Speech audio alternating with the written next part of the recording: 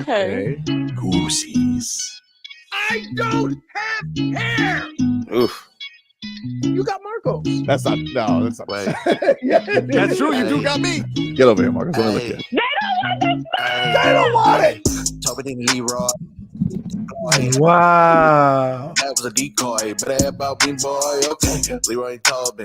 Hold to the show, man. Still on the stars with the show, and till then his half moon open. Sometimes go taste like a snowman. No proof, I'm a lie about a motor. No proof. Like I always wanted him, I never hated him, I never traded him, and if I did, I never ever traded him. You know what is a star? Like another city, the driver's side flyer. Wish I could large, so many more. 10 in the more, never a bar. 8, 10 in the more, 2 to the P. Nothing to you, but it's something to me. Handsome as ever and cute as can be. You can watch it on YouTube with view for free. Ay. This one time for the Twitch. This one time for the text. This one time for the phone line. Whole time wondering what they gonna do next. You know, I just wish you guys would stop the quibbling. Good morning, South Florida. Figgy, say hello. Wow. That I'm is shocked. Right. I thought about coming in today. Yeah. Mhm. Then I realized Hmm? got a teenager at home by herself. Can't have that. Smart. Good call. Good call. Hey, don't worry. Hey, don't worry, Marcos. Yeah. It's coming. Oh, I'm already thinking of what I would have been doing had I had the home to myself. And it's not even necessarily anything too bad. It also could be something stupid too. Like I could potentially burn the house down. But I did get up this morning thinking two things. Jimmy's coming back. oh, Jimmy. Who? Yeah, right. It could either be Who needs him? let's get Jimmy, You did. or it could be Jimmy Eats World. Now, Like that there you one. go. That's the title for the first hour there. See, I get something about Jimmy Eats World. That was good. Now, I'm torn because sometimes when you say what I'm gonna get ready to say, people are gonna take that the wrong way. But this is no disrespect to Jimmy. None whatsoever. Which hopefully means it's about to be very disrespectful to Jimmy. But Jimmy ain't that guy. Right? Say it again. Jimmy's not that guy. He's He's an number two. he Number two. is one hell of a basketball player, and I will want him on my team. Let's be clear. But I don't think that he can be the number one consistently on a team. He fits perfectly with Steph and others. And that's not taken away from the greatness of Jimmy. But if you're a team that needs scoring, Jimmy is a guy that's going to touch every stat line.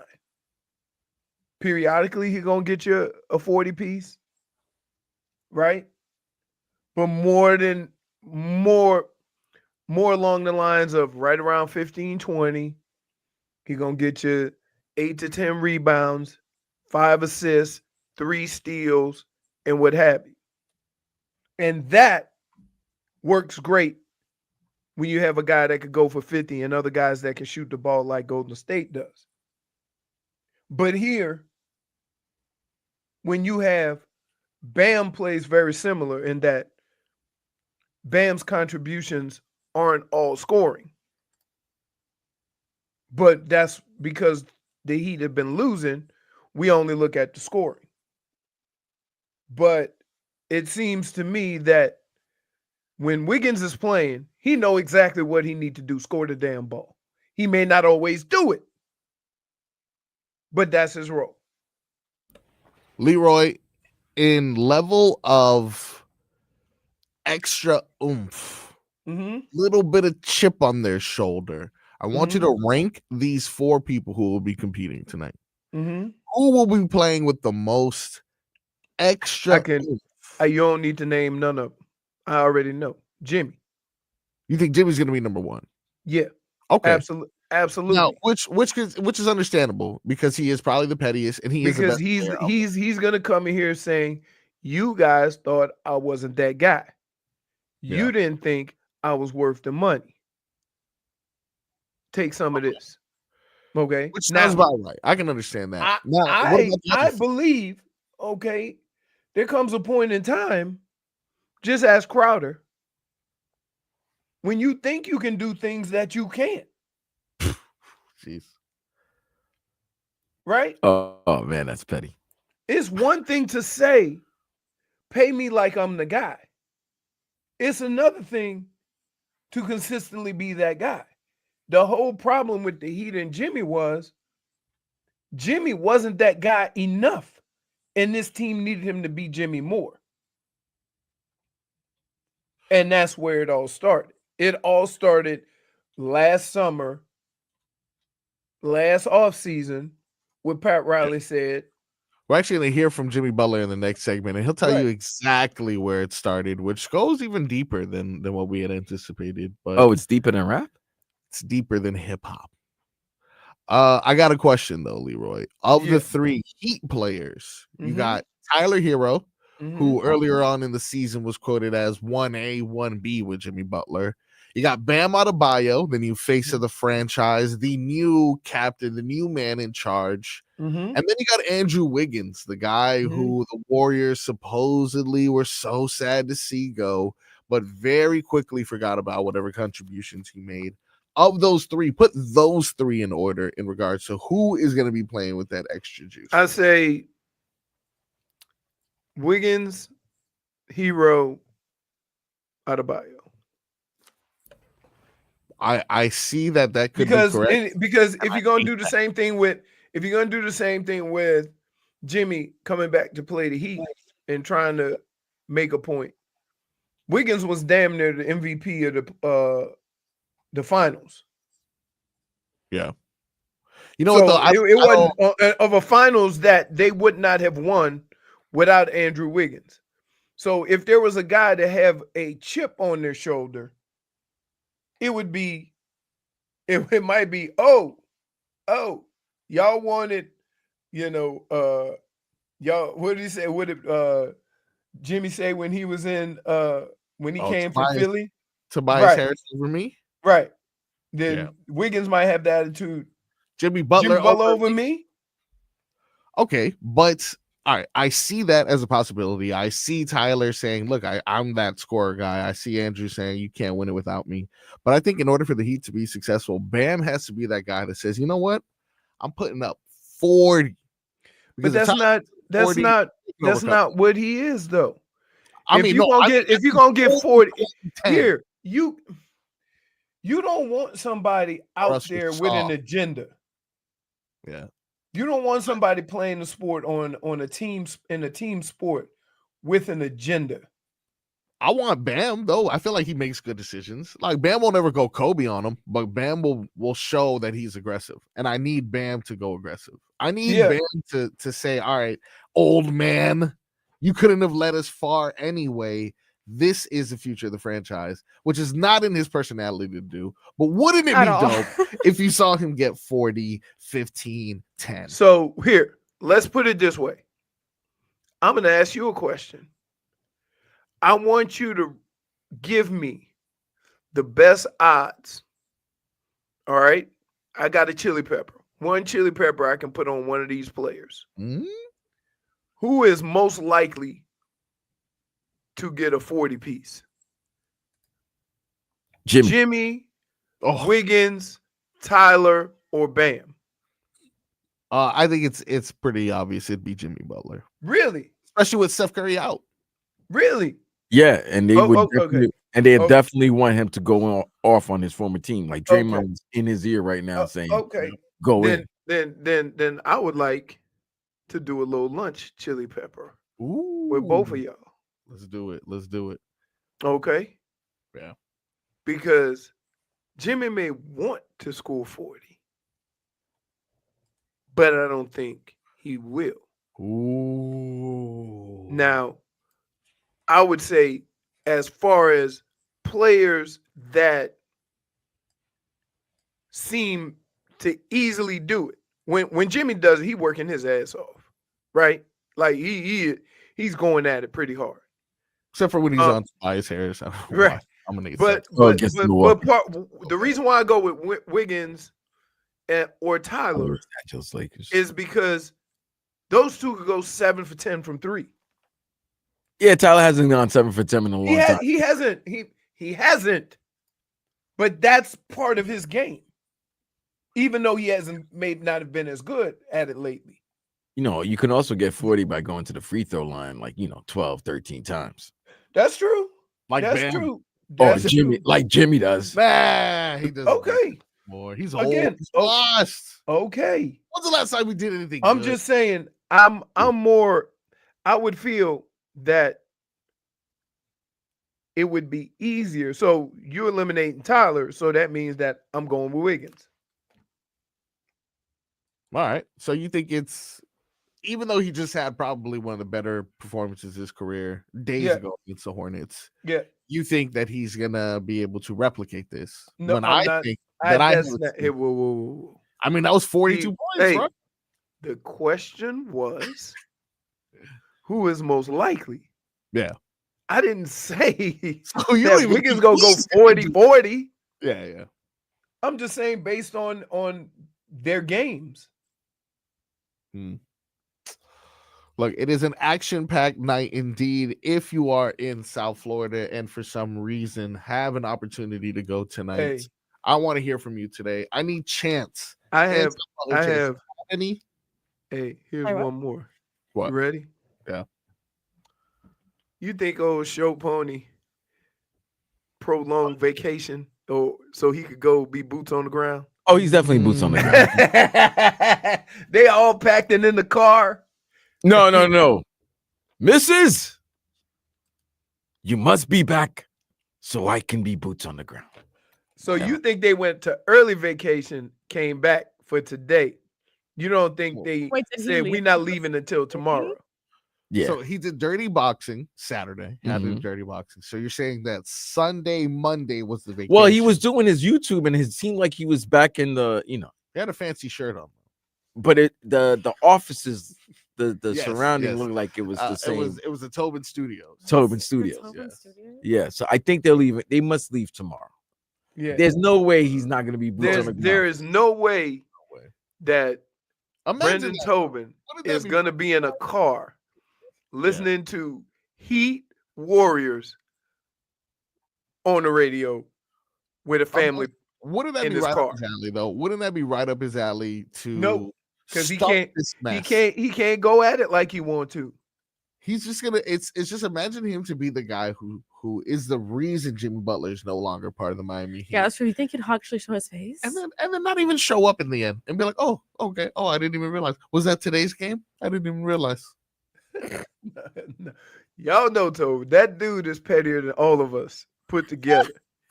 He gonna be there taking some of the craziest pictures. He said, "Oh, look, giving us all the insights." He's gonna ask Jimmy questions, and then Jimmy's gonna look at him and say, "Oh, eyes," and then he's gonna melt again, and then he's gonna love Jimmy again. Or he'll give him this. Yes. But with a different jersey. I texted him, "Will you be boots on the ground tonight?" He texted back, "Yes." Of course he is. Come on, he's been talking about this for a month. Well, just tell him, try not to ruin 2 franchises. Or try to ruin theirs. Yeah, if you're gonna ruin, Yeah, but that's after the game. That's after the game. You know what's interesting? He would always complain about the Steph Curry jerseys that he would see every time. Oh, true. It'd be the Warriors in town. I wonder if he sees a Jimmy Butler. Wow, a Jimmy Butler. Jimmy Butler. No, not down here, man. You never know. You never know. Wait, you've seen how people reacted when. If I was a Warriors fan, that's something I would do. Here's the problem, and this is the whole crux of my issue with Jimmy. The fact that Jimmy wanted to be gone, that happens in basketball all the time, right? Not even getting on him about that. Not getting on him about wanting his money. Not getting on him about any of that. But Jimmy was the one that said, I'm not going to get the contract. I'm just going to go ball. I'm just going to go ball out, right? When the season started. And then he went to and went on a mission to sabotage everything. That's what I have a problem with. That's it. Apparently, there was a picture of somebody wearing his jersey last game. Really? Yeah, his Warriors. Yeah. How'd that last? Because I know fans down here do not play. They don't play. So it should be interesting at how this whole thing plays out. Jimmy did say a lot. I heard some of it. We can, we'll hear 15 minutes of heat. We'll hear from Jimmy Butler. These headlines were brought to you by Doral Volkswagen. At Doral Volkswagen, choose from over 300 new Volkswagen models in stock, like the Tiguan, Taos, and Atlas. Remember, when it comes to Volkswagen, the great deals are at Doral Volkswagen. And more important news, JuJu got hurt. I know, bad JuJu. You want me to tell you how it happened? They want to say, she was just going down the court. When that girl bumped her, and put all that weight on that leg, that's how that happens. Oh, really? Yeah, absolutely. So you're saying it wasn't her? No. Oh, look. I think in one way, she looking like she gave it bad JuJu, man. She gave it bad JuJu. That's it. Yeah. Hey, that's crazy, right? Like, now, what would a good mom do? Y'all go ahead on and sit together. A god mom would have just yes. Right. I'll sit over here. Go ahead. Y'all keep talking. Chatting with her in a with a nice. Yeah, why is she mean mugging? She's mean mugging. Like her whole aura is like wicked witch. I ain't got time for this.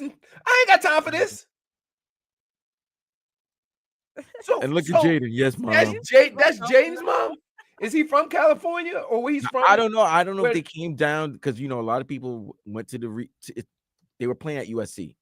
That's where they were the number 1 seed. So I don't know. A lot of people just came down to just see JuJu, which probably so. Where's Jayden from though? I don't know. I think he might be because he lives in Washington. He did go LSU.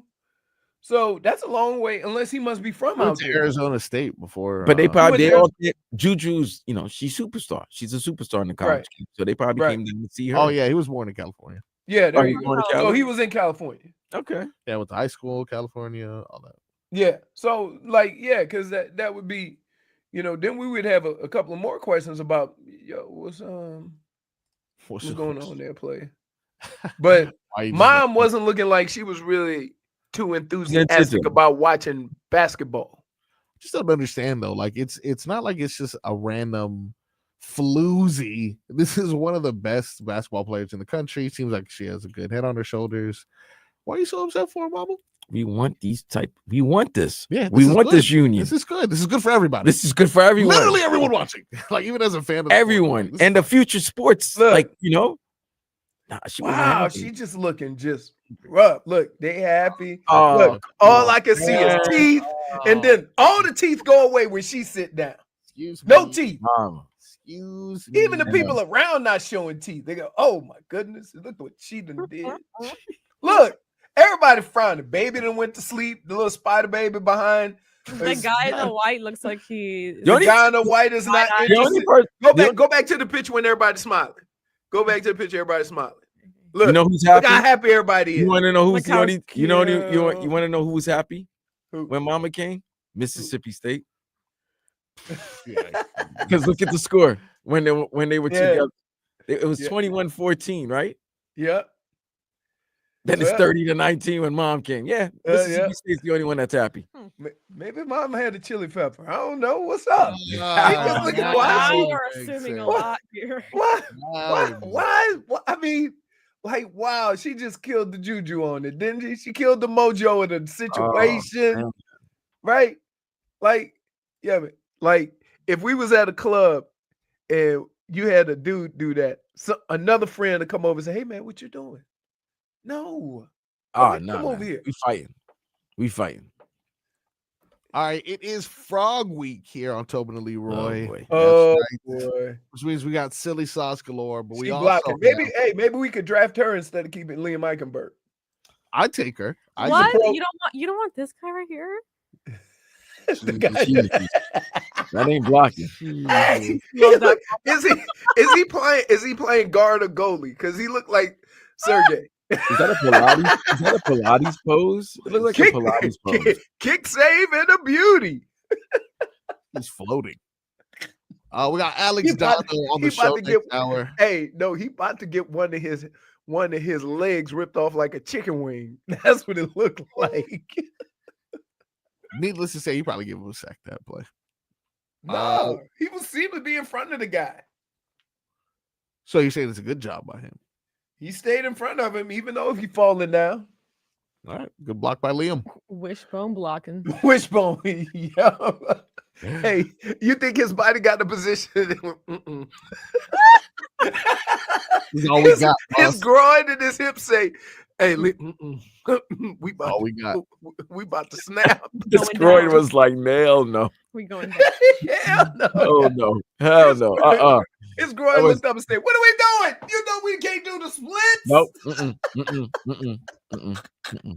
Not happening. Give up the sack now. All right, we got 15 minutes of heat. We're going to hear from Jimmy Butler himself coming up next.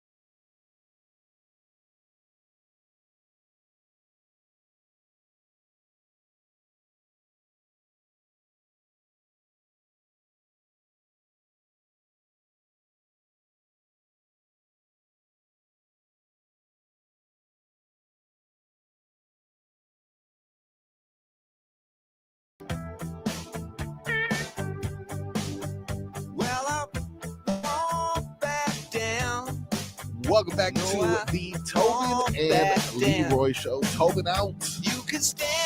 Tobin out all week. He is going to be boots on the ground tonight for arguably the biggest game in recent memory for the Miami Heat. The return of Jimmy Butler to South Florida. 15 Minutes Heat brought to you by Hollywood Kia. We have some audio from our boy Jimmy Butler. By the way, can I just say this real quick? Smith and go to hell. Okay. Why? What did he do this time? He said, Leroy a little bit too chunky to be wearing that medium hoodie. Doesn't feel good, does it? I mean, and I'm just saying, why are we going there? Interesting. And actually, it's not don't tight. You think that? Don't you think that? It's not tight at all. Don't you think that patron last week wearing that Reggie White jersey might have been feeling the same way? Wow. I did not. I did not. All I did was comment on the fact that we were at March Madness watching basketball, and this dude walking around with a Reggie White jersey. Just saying. That's all I was saying. I wouldn't have nothing to do with his size or anything. We in basketball season. He wearing a Reggie White jersey. Trying to attack So his what? friend and not the guy with the jersey. I'm just saying. Okay.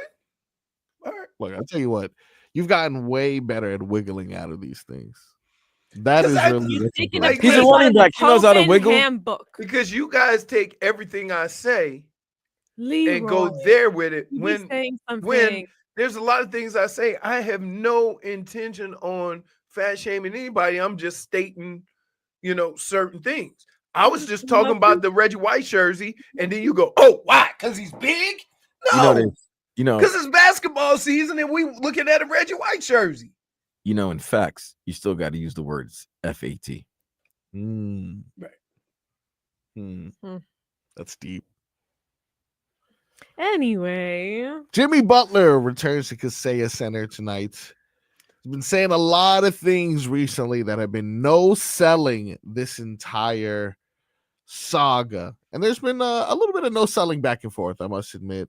I did hear Tyler Hero and Eric Spoelstra say that they were more focused on getting a win than actually focusing on the return of Jimmy Butler. But I even saw a viral picture yesterday. Not sure if you saw this, guys, circulating that he's giving a discount to Golden State Warrior employees at his Big Face coffee shop. $30. Only $30 it's going to cost you if you happen to be an employee of Golden State Warriors, which makes you think, how much does a normal cost? The normal one, when I went, cost less than 10. Okay, so for like a normal person. But remember, he has different rules for people who make a certain amount of money. Remember, like the former players had to pay extra, so... Well, if anyone wants me to go get them coffee... Oh, okay, all right. Are you really? That's it, yeah. You'll be like a coffee mule. This would be great. But he answered... Yeah, it is, come on. It's $10, throw a little extra on that. A little gratuity on that. For delivery fee. Look, sometimes when I order something from Uber, even if we're not even counting the delivery fee, they just make it more expensive. 100%. Yes. No, they all do that. They have their I'd rather go pick it up myself. They have their own haters. Menu. I did it. Well, then there was other cases where I ordered wings from a place one time, and then I went to the actual restaurant. What is the Anthony's Coal Fire Pizza? It has a different name on Uber, right? But they make the same wings. Russo's? So no, I forget what the wing place is. Just Wings or something like that on Uber Eats. And so I'm like, the box was Anthony Coal Fire Pizza, right? They do that at Chili's does it too. Chili's makes wings for a company or whatever. Yeah. Kind of like mac and cheese too, right? With the pizza. Yep. I went, so I just figured I can get it quicker if I just go to Anthony's Coal Fire Pizza myself. It costs $20 more for the same amount of wings. At the restaurant, picking it up myself. That's where they get you. Jimmy Butler spoke on his return to the Miami Heat. He spoke at length. We're going to be hearing some of his response and reacting to it live. If you haven't heard it yet, this was him talking to a few of familiar faces within the Miami media. Here is Jimmy Butler. Hey, Jimmy, thanks for coming out. We appreciate it, man. What are your thoughts being back in Miami today? Good. I'm worried about it. I get the opportunity to be around my kids, be around my friends that are here, do what I used to do while I was in Miami a ton. Jimmy, could things have been worked out better if Pat and you had sat down immediately after last season and they offered the extension? No. You felt even at that point you were at a point of no return last April or last May? I mean,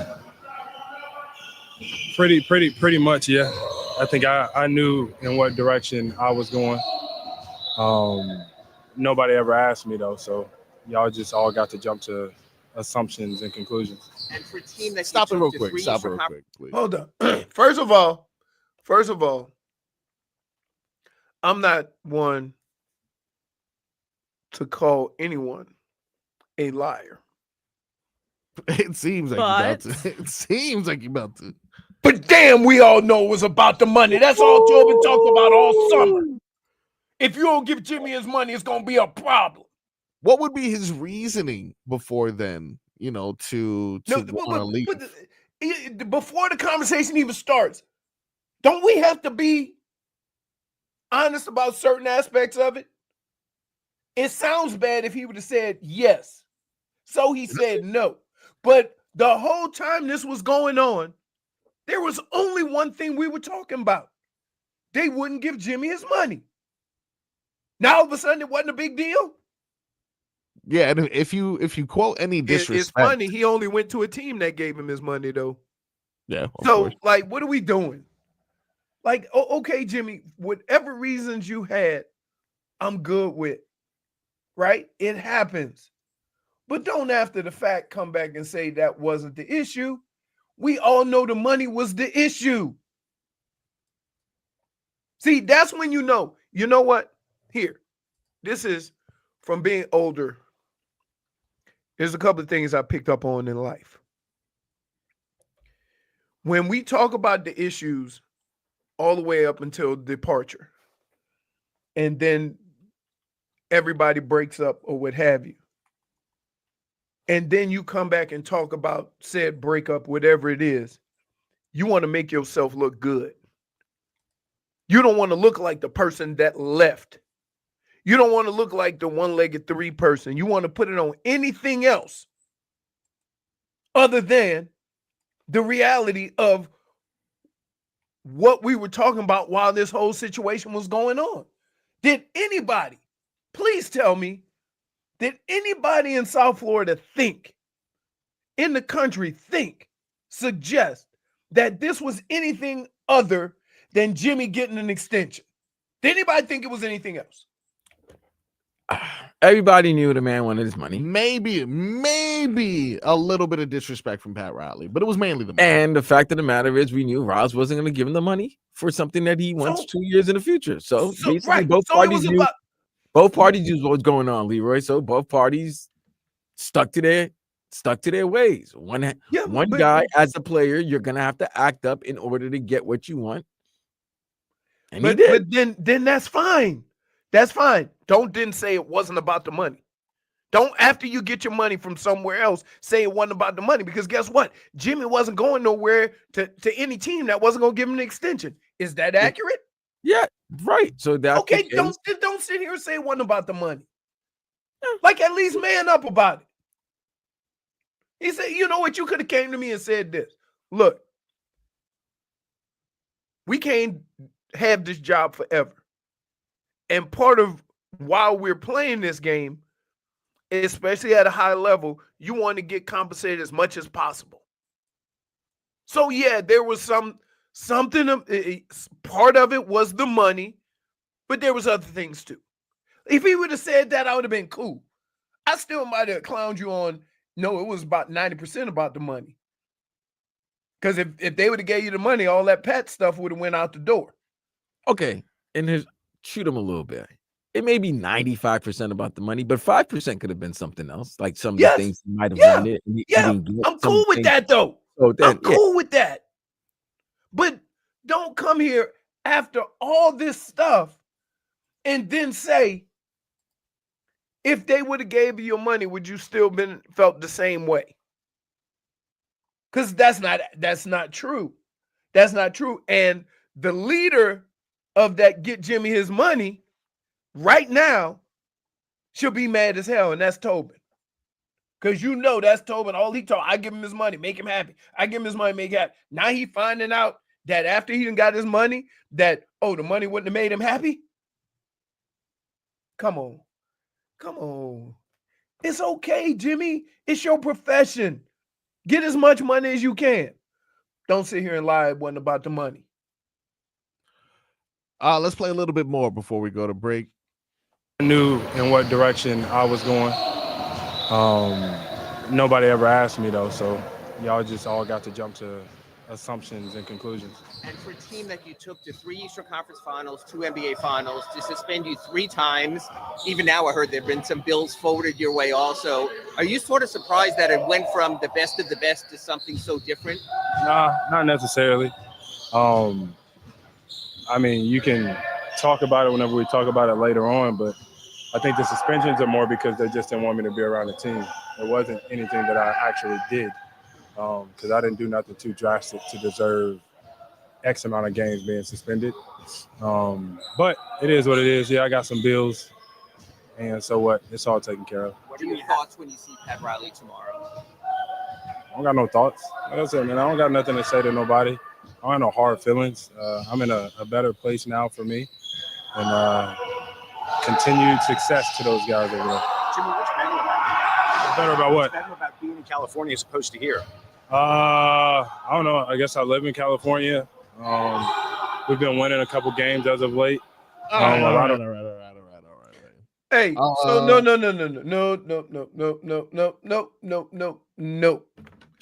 Y'all could fall for this.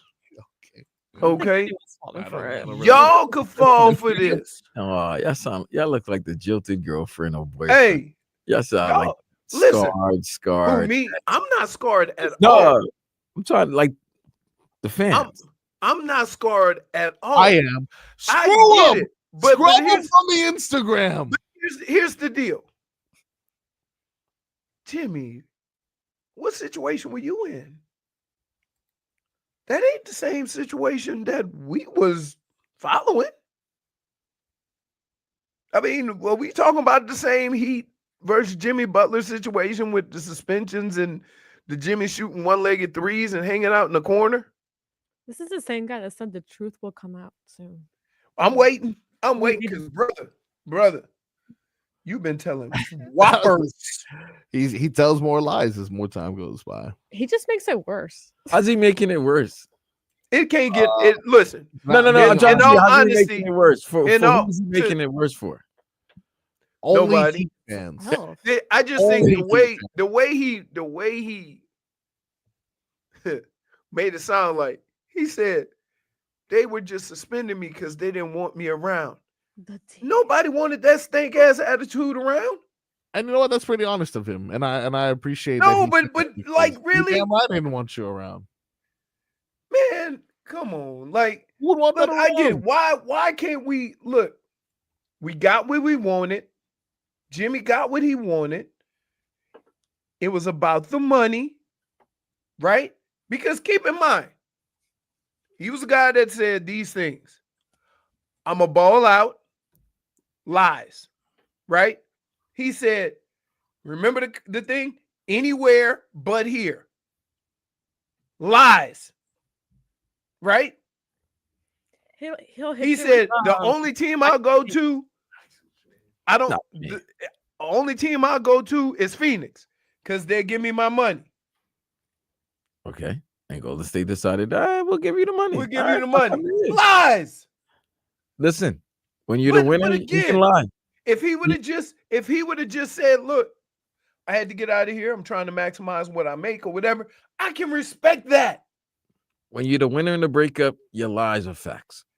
Is he the winner? Yeah. 14, 15-3. He looks like he's the winner thus far. 15-3, 4-17. He got his money. He gets to play with Steph Curry. And they've been winning. And they've been winning. And they're going to the playoffs. Okay. Yeah, they're going to lose today, though. Let's go, Heat! That was 15 minutes. Okay. Of I Heat, just of get it. course. I just get y'all not. I'm not. Listen, situations like this happen all the time. We've seen them all the time. Right. And right now, they win. The Warriors, Jimmy's winning right now. But in these situations, you don't have to lie about them. We're grown people. We fully understand what this was about. Be honest, Posh. Yes. Honest. Like, come on. That's the part that, like, Vlad. That man ain't say one thing that was true about that situation. And he doesn't have to. I understand that. But when you fluff up the stats after a breakup, that means you know you did some wrong. A person that knows they did nothing wrong can just come out and tell it like it is. Leroy, if I did wrong and I still got compensated for my wrong and I still got everything that I want, I can lie from here till next 20 years. But I got what I want. Right. But so my question is that when people say you got what you wanted, don't then say it didn't matter. No, listen. You see what I'm saying? Here's the thing, though. Here's the thing, Leroy. And right before we're gonna go to break. He can tell the Miami media that. Nobody's pressing him. Nobody was challenging him. Nobody. Right. Because we knew what happened. Nobody challenged him. If they were gonna say, come on, Jimmy, it was really not about the money, then they could have gotten into it, but they let him just get away with it. Right. So right now, Jimmy's winning. My team is 15-3. I got what I want. Right. I'm in California. I'm playing with stuff. I'm on TV all the time. And you guys are struggling. So who scores more, Jimmy or Wiggins? I think Jimmy's going to try to drop a 50 burger on you guys tonight because he's never done that. He's never dropped 40. He never, what was the most he ever scored for the Heat in a regular season game? Like 30? Like 33? Yeah. So it would be his pettiness to drop 40 on you guys. So let me ask you this. After hearing what you heard, right? Saying what you said, would you give him a tribute video? Nope. No. Right. I agree with you yesterday. I said, but don't. But what I didn't agree with was if you don't do it tonight, never do it. Never do it. Don't do it next year. Okay. Like if it's up and stuck forever. Like that's what it is. Like Cardi B said. It's if you do it tonight, just to get it over with. Cardi B. Fine. Yeah, but if you don't do it tonight, don't do it like next year or 2 years or no. Yeah. It is what it is. Yeah. All right. That was 15 Minutes Heat brought to you by Hollywood Kid. Hollywood Kid, the #1 Kia dealer in all of Florida. Get the star treatment. We want to see ya. And we'll be back. We'll be back on this. Oh yeah, we got another 15 minutes of Heat, and also we got some Heat tickets to give away a little bit later as well. So get ready. I need your best anti-Jimmy chance. I want you to line up a little bit later. Your best anti-Jimmy chance. This one's mine. Coffee sucks. Coffee sucks. No. Coffee sucks. I can't say big face. Coffee sucks. It's too long. Yeah. See, that's why you got to be better than me. Big face. Big face. Liar. Ooh, see, look, that would have won you 4 tickets. It's as easy as that. We're going to take those calls later when we come back. We got a little bit of road to repeat on the Tobin and Leroy show. Big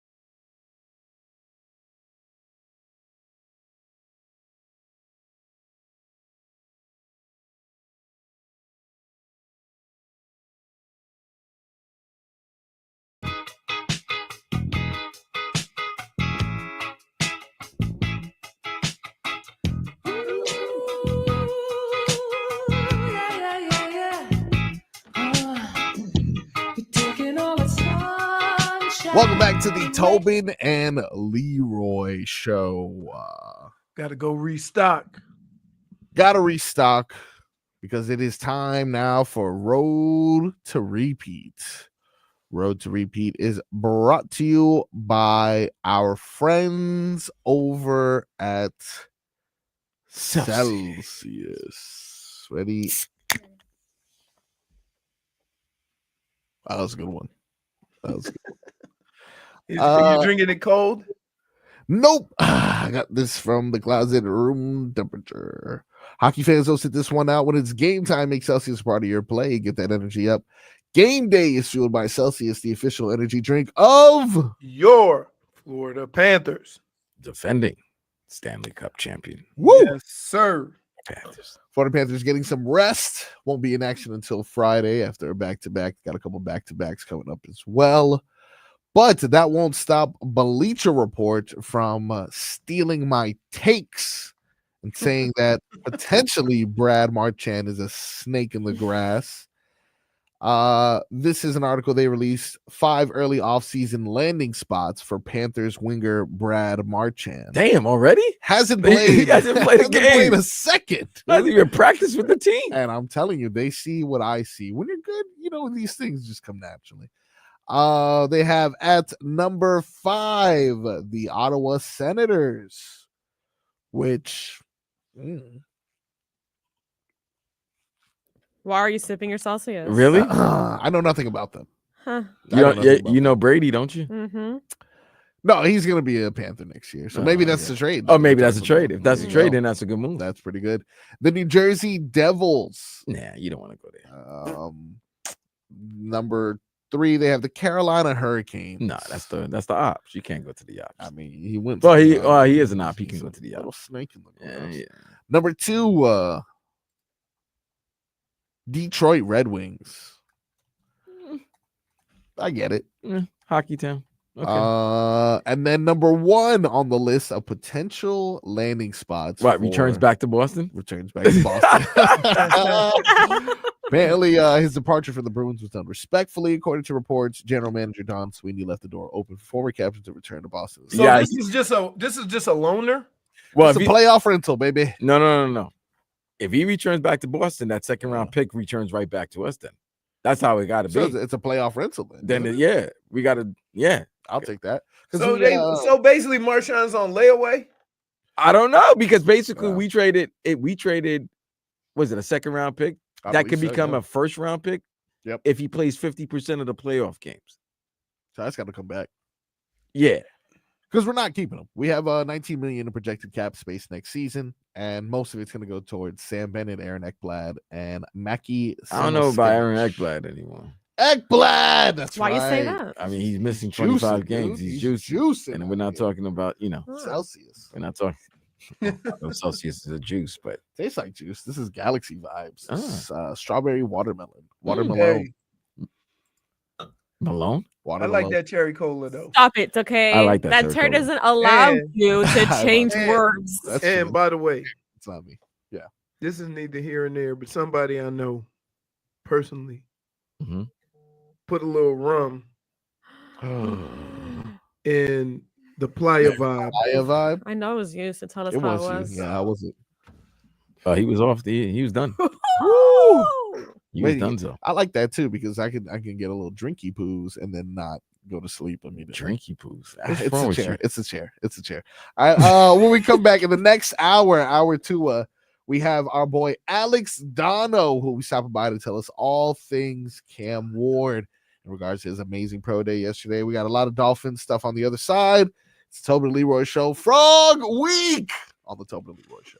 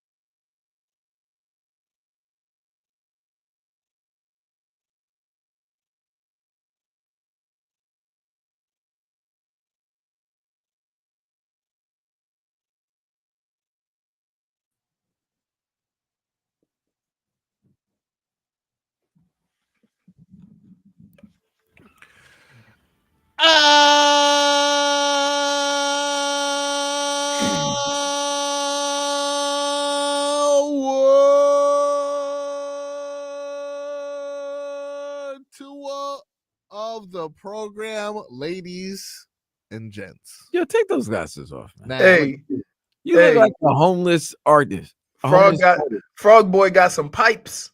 It's all about the art. Yeah. Although you look like PM Yawn. Who's that? PM Dawn. PM Dawn. Yeah. Is yawn because I'm always sleepy? No, because you look like a boring artist with the glasses on. Yawn. Actually, they did great with Tobin's announcing names. Let's get some artist names in the chat.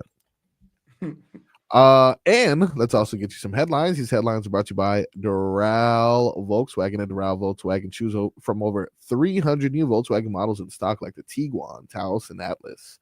Remember, when it comes to Volkswagen, the great deals are at Doral Volkswagen. And what else is great in Doral, Leroy? Why don't you go ahead and let us know?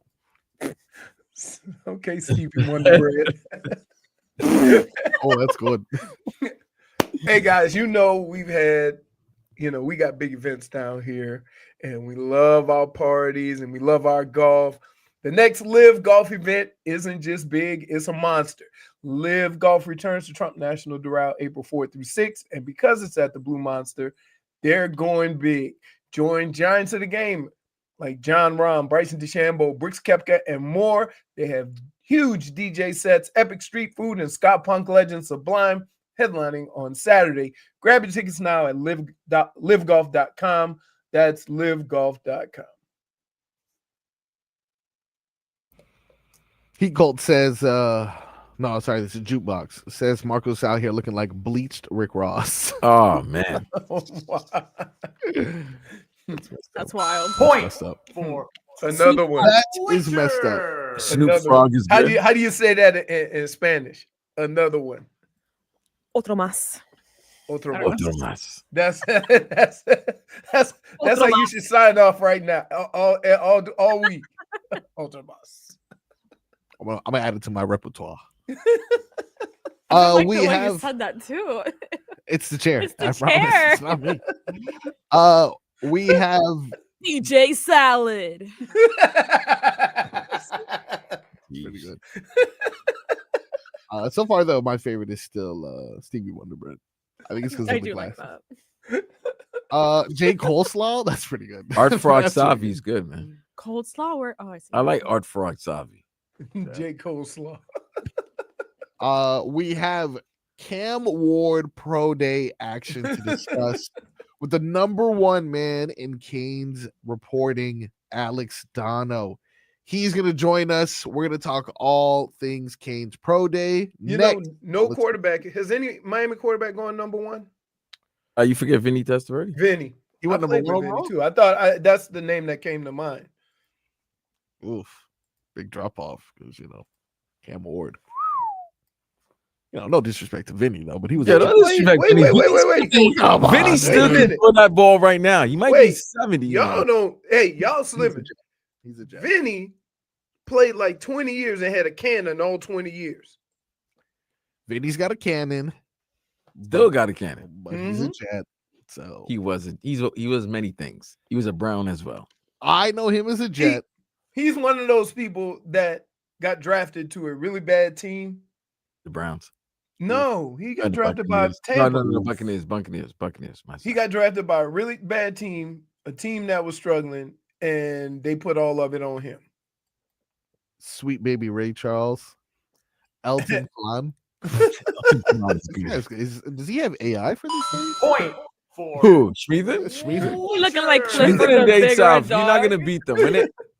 Schmeathen and Dave South is like they run 2-on-1s. Fast break on you guys. When it's ridiculous. Salt, pepper, and barbecue sauce. Just naming company.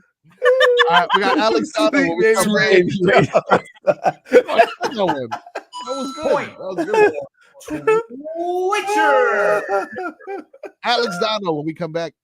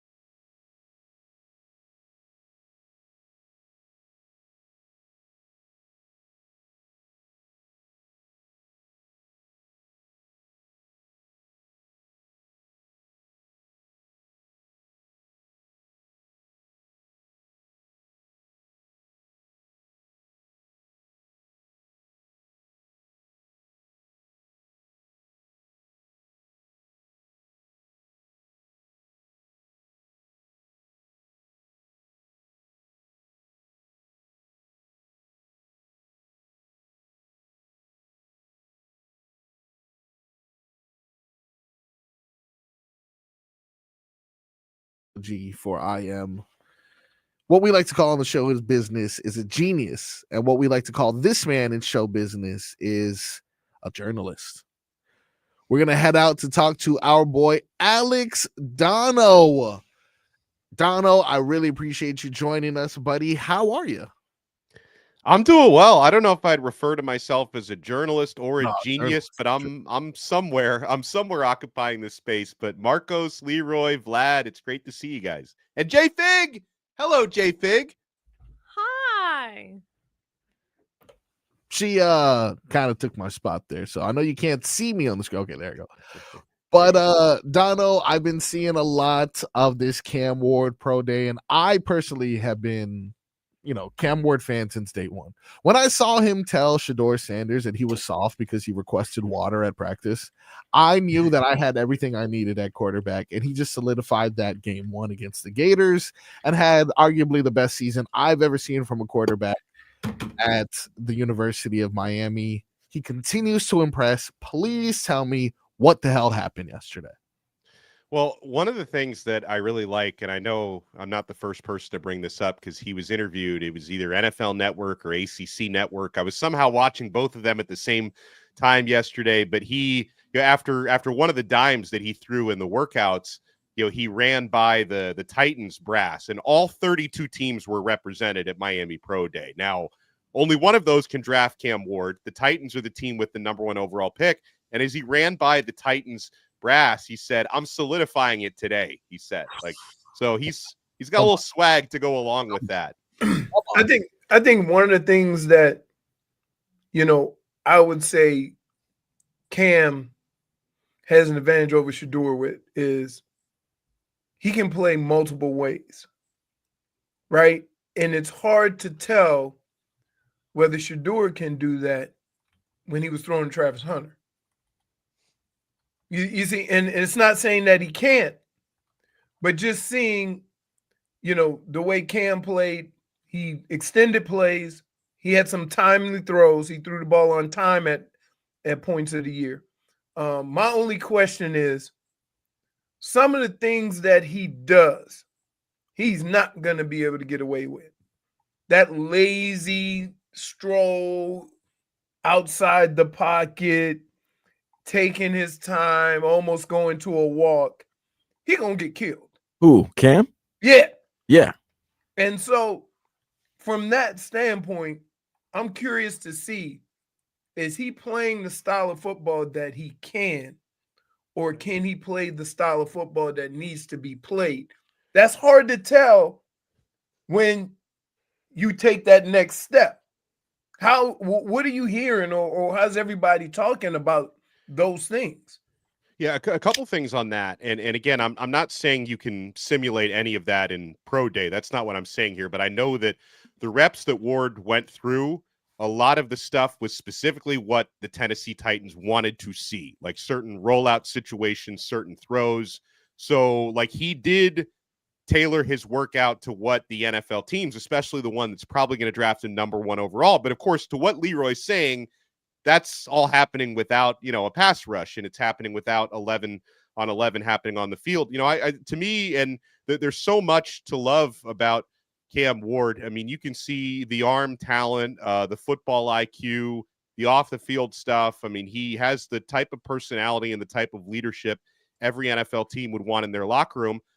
There's probably never been such a thing as a perfect prospect. And obviously Ward is not perfect. So to me, just watching him the last year and doing a deep dive on what he did at Washington State as well before he got to Miami, I would say that one of the concerns that you would have about Ward is also part of what makes him great. So it's hard to take this out of his game, but sometimes the decision-making and the risk-taking, Leroy, where, because we saw it a few times with Miami. I mean, a couple crossbody interceptions and a pick six, but also some incredible throws that he made crossbody that, hey, they're not going to be completions if you don't try them, right? So he's a bit of a gunslinger, and I think there's good and bad to the gunslinger mentality. As far as getting away with, being so, lackadaisical in the pocket, that's going to be an adjustment, Leroy, no question, because assuming he's going to be a Tennessee Titan, but no matter what NFL team drafts him, you're probably not going to be playing behind the type of offensive line that Miami had this past year, where sometimes you had 6 or 7 seconds to just kind of hang back there and go through your reads. So everything's going to have to be done a lot more quickly and decisively at the next level. And I know that's specific. Those are specific things that these NFL scouts and GMs that were out there, want to. They've talked to Ward about that. They've gone through his film in the interviews, and they wanted to see him the best way you possibly can address some of that stuff in pro day. Because if there's anything that makes Cam Ward, an imperfect prospect, I think it would be some of the risks that he takes out there, which obviously you've got to kind of find, you've got to identify within a second or two, is this risk worth the reward? Like, that's what Ward is going to have to show teams at the next level. Well, you just got to, you just got to know, sometimes quarterbacks have been very successful being risk takers and gunslingers, but they understood time and place.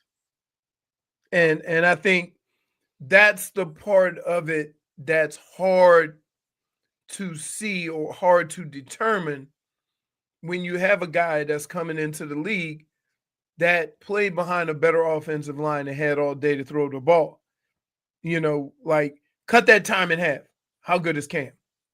You see, and that's kind of how I'm more than sure that's how they are evaluating it, not necessarily how lackadaisical he is, but what? Made sense to me. That word kicked his ass. I'm not gonna lie to you. Oh my God. This is why we can't have nice things. Woo! But anyway, to be able to determine and kind of take that and move it up a stage in his career, what parts of that is he aware of and knows that he's not going to be able to do versus, what we see on Saturday?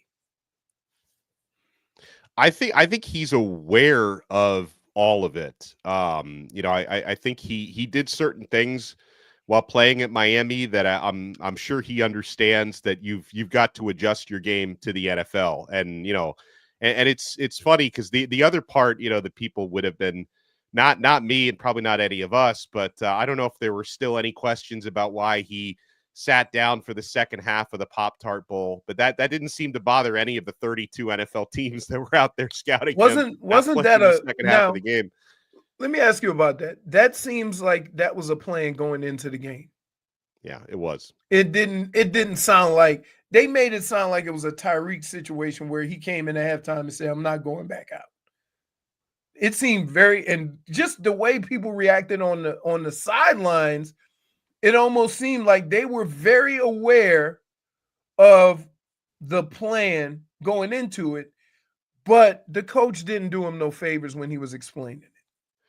Yeah, I thought he could have Cristobal been a little bit more specific about it afterwards. Like, I can understand not saying before the game, like, oh, by the way, Ward's only going to play a half. Like, there's no reason to say that before the game, but right after the game, he could have said something, because he didn't actually really address it, Cristobal, until a week or two later. He was on, I think, ESPN being interviewed, and he kind of gave the full background there. Because really, like, it would have been very easy to say, listen, we went into that game, we were going to play Cam because Cam really wanted to play. You go and say he didn't want to sit out this game. He really wanted to play, right? But then we got to what we planned on was getting the second half. We don't know who our quarterback is going to be next year. And we're going to give somebody an opportunity to play in a real game situation. And it's a good thing they let Emery play, because that wasn't exactly the best audition. It probably reinforced all I needed to see after that. I'm sure it reinforced the idea that, hey, if Carson Beck is available, we got to go out and get him. Oh, man. Breaking news, JuJu Watkins. It was a season-ending torn ACL. Yeah, we knew that. They said it yesterday. But yeah. So I'm excited. Now, what do you think about the other thing that kind of drives me crazy? Like, fight like hell every year to say, look, in sports, every year is on a curve, right? Sometimes 9-2 will win the division, sometimes 8-8, whatever, right? It's the same thing for quarterbacks. These are the best two prospects at quarterback this year. I hate when people say, oh, if they were in any other draft, they wouldn't even be first rounders, right? And that's kind of that's terrible in the it's prospects that year. And have you heard, a lot of people saying that, the quarterback talent, even though there might be 4 guys going the first round sneakily. Yeah, I mean, I think if Ward, because obviously a big topic with Ward was if he had gone to the draft last year, he probably would have been a 3rd-day pick, right? Where now he's the number 1 pick. But I think that had more to do with what he just accomplished at Miami. So I think if Ward had been at Miami in 2023 instead of 2024 and just had the season he did, I think he'd be a high first-round pick. I think a lot of it had to do with playing for Washington State, which was not a good team at all around him. He still put up big numbers, but Wazoo doesn't get the type of media attention that Miami gets. Like, I think Ward, and I will also say, I think Ward did get better and developed a little bit more during his 1 year at Miami. So I think it has more to do with that. I think big reasons why Ward went from, let's say, a 5th-round pick to a first-round pick, I think a lot of it had to do with what he accomplished on the field and not the other quarterbacks available. Because I would say that guys like Cam Ward and Shedeur Sanders, these would be top quarterback prospects, I think, any year. I don't think that's, a specific thing to the quarterback class this year. I think Ward just made the most of his opportunity this season and got a chance to showcase his skills, where at Washington State, not a lot of people are paying attention. You think this is I think a lot of college kids are seeing these kids transfer and go get NIL in other places and then move up in the draft while still getting paid. You think this will lend to guys staying an extra year or so because they're getting the NIL money, and their draft the draft where they would get drafted wouldn't be as much money as they make NIL, so might as well go and try to improve their rating or their ranking. Yeah, it's already happening more. I know, like, someone I kind of expected would stay in school, but he decided not to, was Quinn Ewers. Like, I thought he was going to probably do because he wasn't going to play. He could have transferred. Well, he could have transferred somewhere else, is what I'm saying. I think he could have transferred somewhere else, but still, like, Carson Beck, I know his decision was also partially injury driven because he wouldn't have been healthy to go through the pre-draft stuff. But this is another one who, we hear he's making plenty of NIL money at Miami, who made that decision to come back another year. And honestly, Leroy, you framed it correctly. Why the heck not, right? Because you're probably, especially with the quarterback market going up and up every year in college, I mean, you are going to make more money, your final year of college than you're going to make in your first year of a rookie contract in the NFL. Obviously, NFL money, becomes different. Your second contract and the, all the repeated years, it's a different situation. But if you feel like you can raise your draft stock the way Cam Ward just did by playing one more year in college, and you can also make 7 figures while doing it, and that's 7 figures above board, not, the SEC bagmen of 10 years ago. Like, you're making 7 figures above board. I mean, why not put yourself in the best position to get drafted high? And I think Cam Ward is going to go down, especially once that happens, right? We're expecting him in about a month to be the number 1 overall pick. That's going to send a message to, quarterbacks down the road that, hey, look what Cam Ward just did. Like, this guy made himself millions of dollars, not only for the college NIL, but millions of dollars in the NFL draft by playing one more season in college. I think it's a great thing. Donno, you mentioned this guy's name, and it seems like ever since he came down here, the things that I've been focused on is what he's been doing off the court, whether his car's been getting stolen, whether he's cheating on his girl, or whatever rumors have been going around.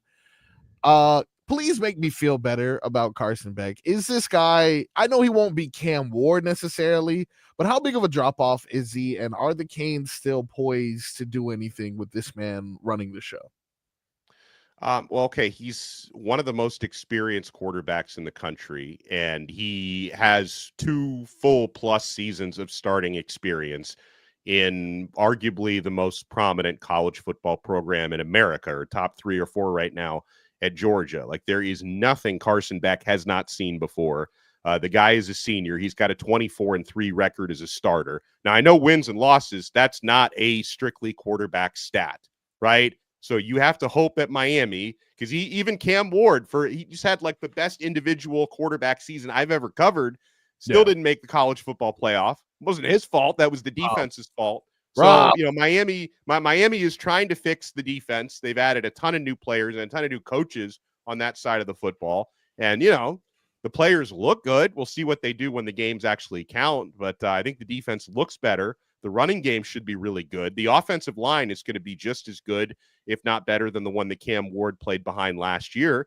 So the only thing that concerns me, honestly, about Beck, and it's not the girlfriend stuff. I mean, maybe it's better if he's single for a while, focus on football, and doesn't have the TikTok girlfriend anymore. I'm not so concerned about that stuff because he seems all focused on football right now. The only concern I would have is he's not cleared to throw yet, coming off the elbow injury. So he's missing some time, right? He's missing opportunities to get reps in spring football. He could basically be cleared like any week. It could happen like right before spring ends or right after spring football. So he's going to be fully available for summer stuff and fall camp and all that. But just like Beck not being able to throw right now is the only thing that's concerning to me. But at least if you're going to be in this situation, at least you're in it with a guy who's got tons of experience and a 24-3 record. So you would think he could hit the ground running faster than, like a sophomore quarterback who doesn't have a lot of experience. So at least he's got that working for him. Yeah, you're saying he doesn't have to be Cam Ward. He just has to be whatever remnants of what he's been these past couple of years, and the rest of the team has gotten better. Yeah, and Ward even said, like, Cam was asked yesterday, like, what would be his advice to Carson Beck, and part of that was just be yourself, right? Like, don't try to be anyone else, and if you're getting hate out there, just win games and you'll silence the haters. So yeah, I mean, Beck needs to make this offense his own, and I know he's been very active going through meetings, and he's out there in practice doing reps that don't involve throwing the football. So it's like he's engaged with the team, but I hope he's cleared to throw very soon because he needs to catch up with some of that stuff. Donno, I want to thank you for joining us as usual. By the way, Donno joined us on the Toyota of Hollywood hotline. Shop over 2,000 Toyotas on sale at one location, Toyota of Hollywood on 441 between Hollywood and Sheridan, toyotaofhollywood.com. Donno, I feel better about Carson Beck. I feel more informed about yesterday. I appreciate your presence as usual, good sir. I'm also glad you got the message of the color scheme we have going on. I see. Everyone's very festive in regards to We're it. all matching. Even Vlad has his Yankees hat on. Leroy's wearing that schmedium. Everyone is just doing what they need to do today. Really? So I can't fat shame, but he could do that. Yeah, essentially, yeah. I mean, I think this is payback for everything you've done to him. It's pretty lackadaisical. It is indeed a little lackadaisical. Yeah? Try it one more time. Lackadaisical? No, not you. No, Leroy can't do it. Nah, he's just gonna refuse to use that word anymore. I know what he was going for. Thank you again for joining us, Donno. We got more Tobin and Leroy during Frog Week. Donno, it's Frog Week. Tobin's out. It's Frog Week. That's me. How perfect is that? Yeah, so we got games galore, trivia, and all that shenanigans on the Tobin and Leroy show. We will be back with much more silly saws.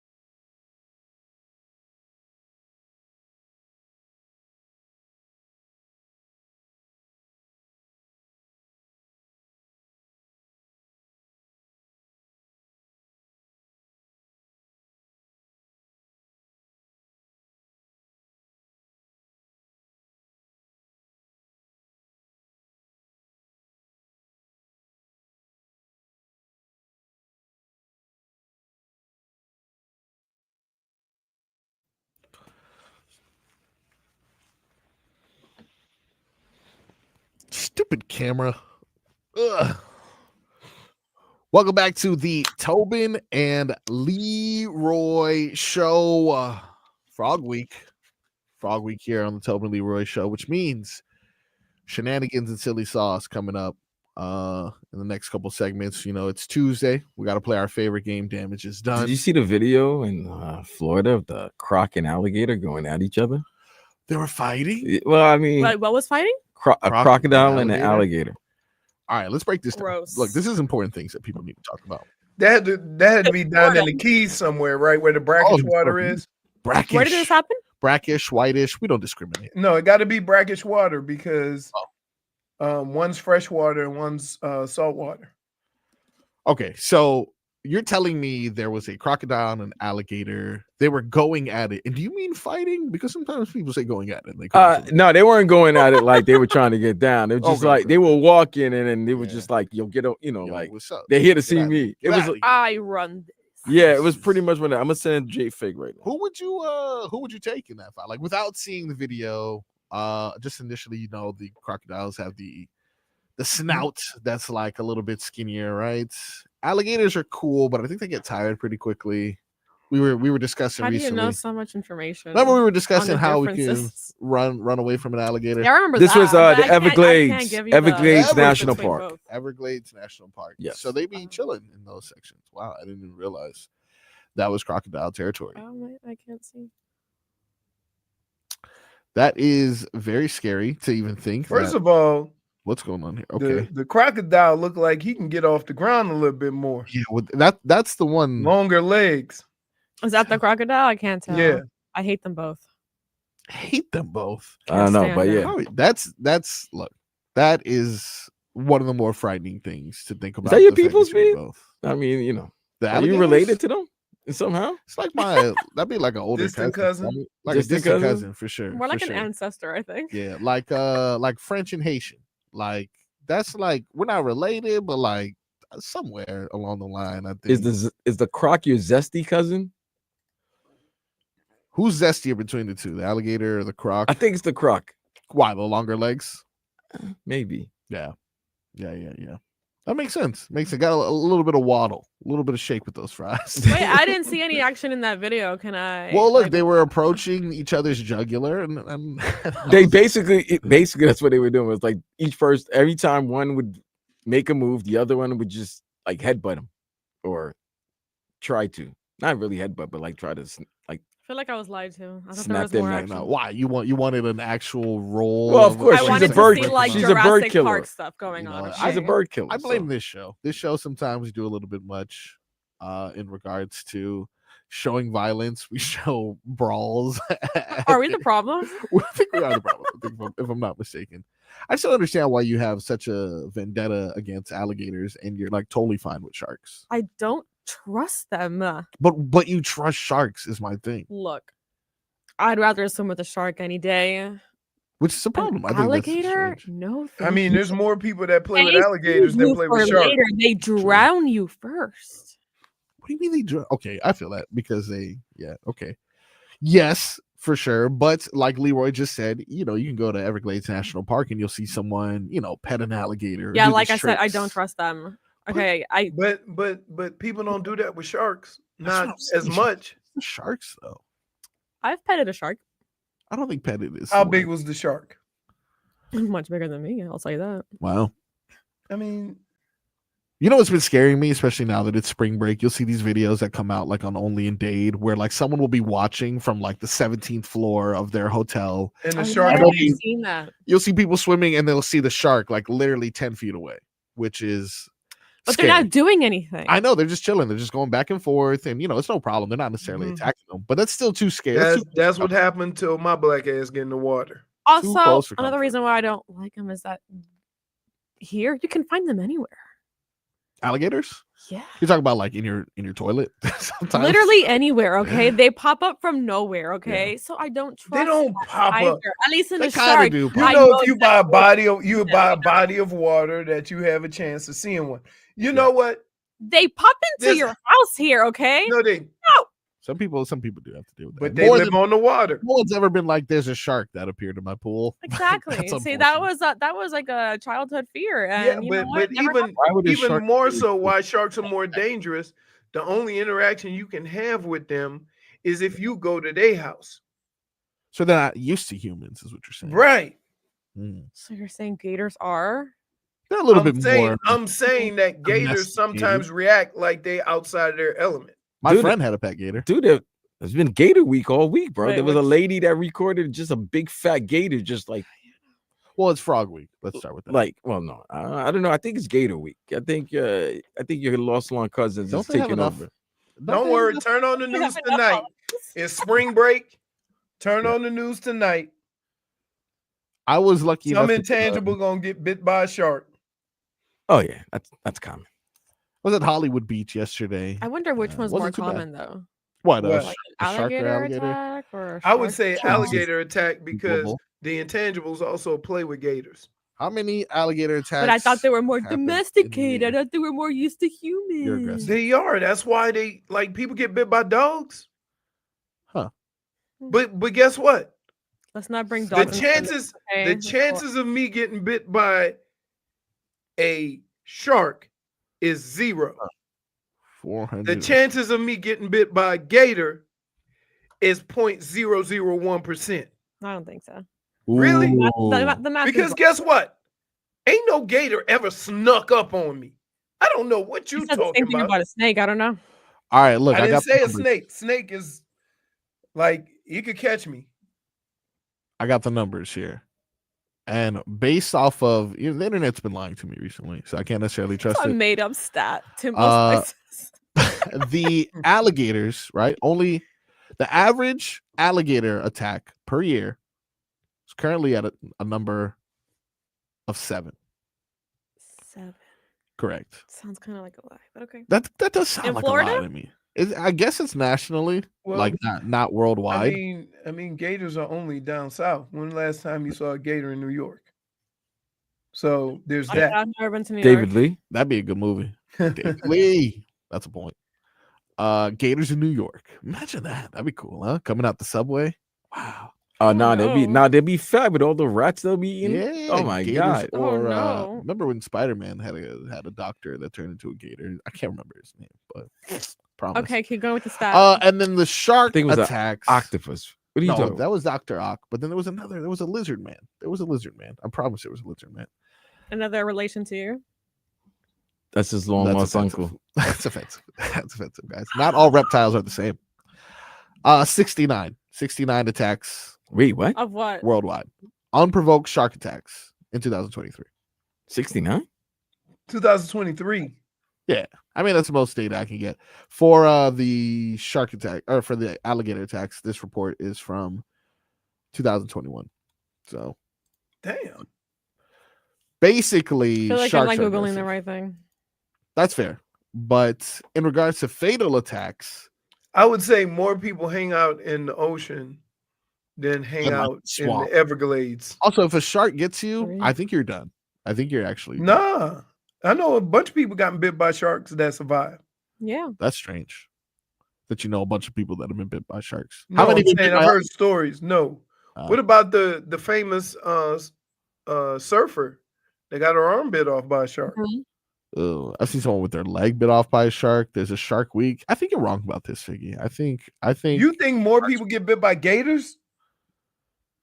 I think she's accusing gators. I don't trust them. She's trying to paint. You don't trust them, but more people get bit by sharks than by gators. I don't know. Well, I think Google's just lying because they want to make us feel safer. And I think more people get bit by snakes than any of them. Because there's more snakes. Because there's more snakes in more places. Yeah, including in the. Are we talking about animal or are we talking about people's characteristics? Animal. I'm just talking about like throughout the country. Yeah, there's probably more snake bites than anything. I'm on to you, Marchand. I'm on to you, dude. When we come back, Who said gators are docile? Crocs are aggressive. Yeah, that's true. Yeah, I have heard that as well. When we come back on the Tobin and Leroy show, we got damages done. We're gonna pay. I've seen golfers slap gators on the butt. Yeah, we saw that recently. Didn't was it Herschel? I can't remember who it was. Like somebody mentioned Horschel, Happy Billy Horschel. So what happened to Carl Weathers and Happy Gilmore? That's true. Look at that. Dangerous. We've only just begun. It's all in the hit. I got my hand back. Oh, classic. You think they're gonna have any mention of him in the new movie? They have to. They have to. They right? have to. Absolutely. Well, one of the reasons why he wasn't in Creed was because he wanted to have his name on the marquee, and they wouldn't do it, so he wasn't in it in the Creed movies. Look at that. Well, I mean, he died. Well, hey, Yeah, but they could still put him in. Well, in what? Flashback scenes? Yeah. What? When he was talking to young Apollo? Yeah. What was that? You don't remember that? Apollo was. Come on, man. Apollo wasn't no great father here. No, come on. Apollo was no great dad Don't here. tarnish his name. I don't bro. need to tarnish his name. You don't know what Apollo was doing before he died in that ring. I know what he was doing, keeping He was secrets. taking care of Adonis. That's one thing I know. Keeping secrets. But you know, they always explain it like this in the movies. Honest. He didn't know. He didn't know. Oh, he knew. No, he didn't know. He knew. They all knew. He didn't know. He knew. You guys are trashing my boy's name right now. I don't like that. I'm just saying. Tobin wouldn't stand for this Rocky slander. It's not Rocky slander. It's just Apollo was, great boxer. As a father, not so much. Okay, this is rough. This is Leroy's classmate we're talking about here. I don't think. Hey. All right, we got more Tobin and Leroy on the other side.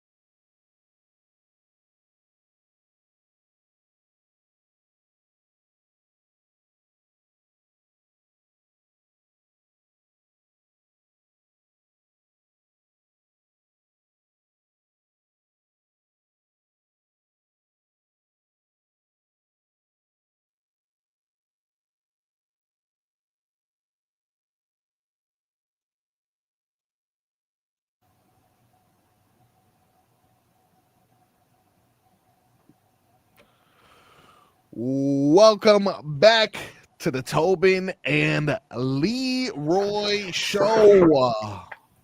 Live on YouTube, Twitch, Miami 560 QAM is the name there. Catch us on the Odyssey app. Catch us on the AM airwaves. You can catch us on Tubi. That'd be cool though, right? Why Tubi? Why you want? Why Because I Tubi? don't think we have a Netflix.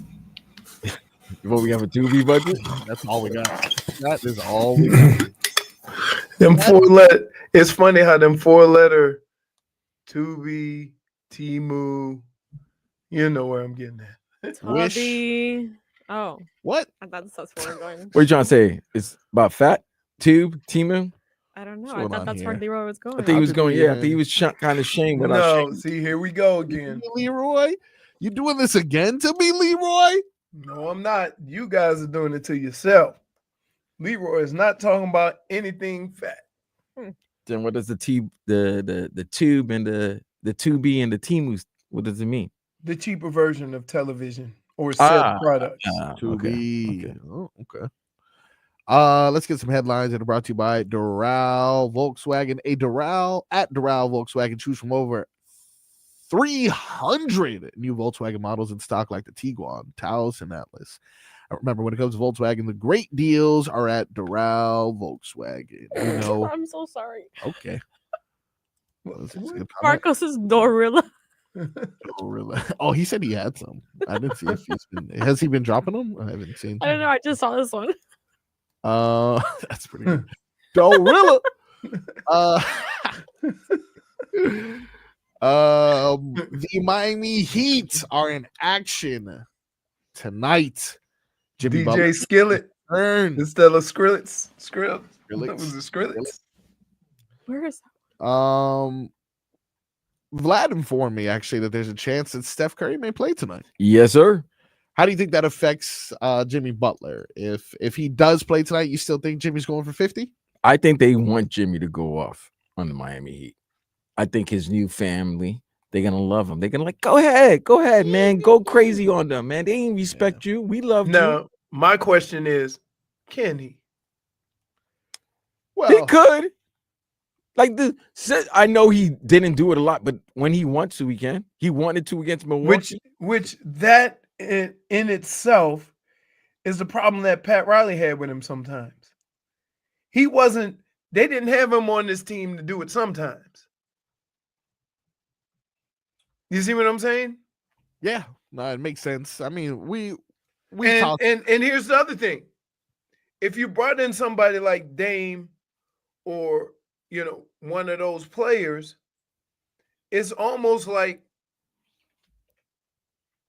you are letting him continue to do the things that he wants to do and play when he want to play because he got somebody else now. Right? I've always had a weird thing with Jimmy is it's not whether he can or not, it's will he or not. Right? Oh, he will. Okay. We'll find out tonight. He will. What do you think the over-under should be? For Jimmy tonight? Points? I would say it'd be what? 23 and a half? 23 and a half. Which is higher than Let's what look it right was, now. obviously, Let's here. look at the Hard Rock. Everybody download the Hard Rock Bet app, please. Hard Rock Bet app. You said Beck app? No, Bet app. He has nicely too. Open up the door. I'm a loser, baby. Jimmy's at 21 and a half. Steph Curry, they got him in the lineup, 22 and a half. They Yes, think sir. Steph Curry's going to outscore him today. Well, I mean, one guy shoots more threes than the other, but Yeah, But that's my point. That's why I said I think that but you can miss threes. You can hit free throws, and that's one thing Jimmy does a lot. And Jimmy knows that's the thing. If he's engaged. Oh, you don't think he's going to be engaged, Leroy? I'm not assuming. I'm not assuming with When him. all the attention is on him, I'm not assuming with him ever again. Like, I'm tired of year after year coming in and say, okay, it's Jimmy time, Jim VP, all this stuff. And then it wasn't. So I'm just not going to make that assumption. Can he? Sure. But think of all the things you have to say for that to happen. You can't just say Jimmy's a star. He's going to go out and get buckets. You got to add other little things to it for him to be engaged in play. I have no doubt that he can do it. But will he? That's the thing. That's two different things. And here's the thing. If he does, it's going to hurt. And if he doesn't, it's still going to hurt. What do you mean? Nah, if he goes, if he doesn't, it's not going to hurt. That's going to be great. You say if he doesn't, it's going to hurt? Either way, it's going to hurt. Whatever Jimmy does tonight, because here's the only thing the Miami Heat fans want is a win. No, like it don't. Yes, they want, the fans want a win. They want the Heat to win. I want him to fail. I don't care if we lose. Wait, what? I don't care if Steph Curry puts up 67 points today. As long as Jimmy puts up 10? If Jimmy goes 0 for 12, totally worth it. But then he wins. I don't care. He already won. But that's what I'm saying. He said, I can go to 0 and 12 on this team. You know what I'm saying? Yeah. I can But do that's that. okay. But this team didn't need him to do that. This team needed him to be Jim VP. And did he get tired of it? Did he, like it was great in the beginning? Yeah, he liked being the guy. Well, the thing about players that are the guy wherever they go is they got to keep doing it. Jimmy picked and chose. Okay, playoff Jimmy. Okay, Jimmy doesn't play hard until, now it's January Jimmy. Can you imagine paying a guy $50, $60 million and having to have these conversations every year? His beard is so dark because of the paint. It blends into his turtleneck. I'm sick and tired of this. What? The Beijing is just too much. Wait, hey, so when they put the stuff on for the shine on his head, do they say something? Hey, yo, your beard too shiny. Nah, like it's ridiculous. Like no beard is that jet black. Where does it start and where does it end? I really don't know. Pretty sure he put the remaining dye on his eyebrows for sure. Yeah, no, sure. We got 15 minutes of Heat coming up, in which we will hear from Jimmy Butler, who mentioned the term Heat culture, a little bit overused. So we hear he more. He said that? That's what he said. He gets to explain himself. And we get an opportunity to give away 4 tickets to a Miami Heat game. Tobin is out, and Leroy grabbed a handful of Tobin's Heat tickets that you could win. We're giving away 4-pack. Next segment. This is for when the Heat host the Grizzlies on April 3rd. Keep on listening. Is Shaw going to play? Is Shaw going to play? It depends on how important that game is for them. I guess that assumes, or how severely. Strip club should be on alert if Josh coming in. It's gonna be a good weekend. It's gonna be a good weekend. Definitely a good weekend for them. Josh coming through. When is he coming this weekend? No, next weekend. Next weekend. Oh, next weekend. So that's Final Four weekend. He's coming. Is Ultra over with this weekend? No, it starts this week. Yeah. It starts this week. Okay, we're gonna have all games going on this week. Everybody gonna have their number ones in the strip club.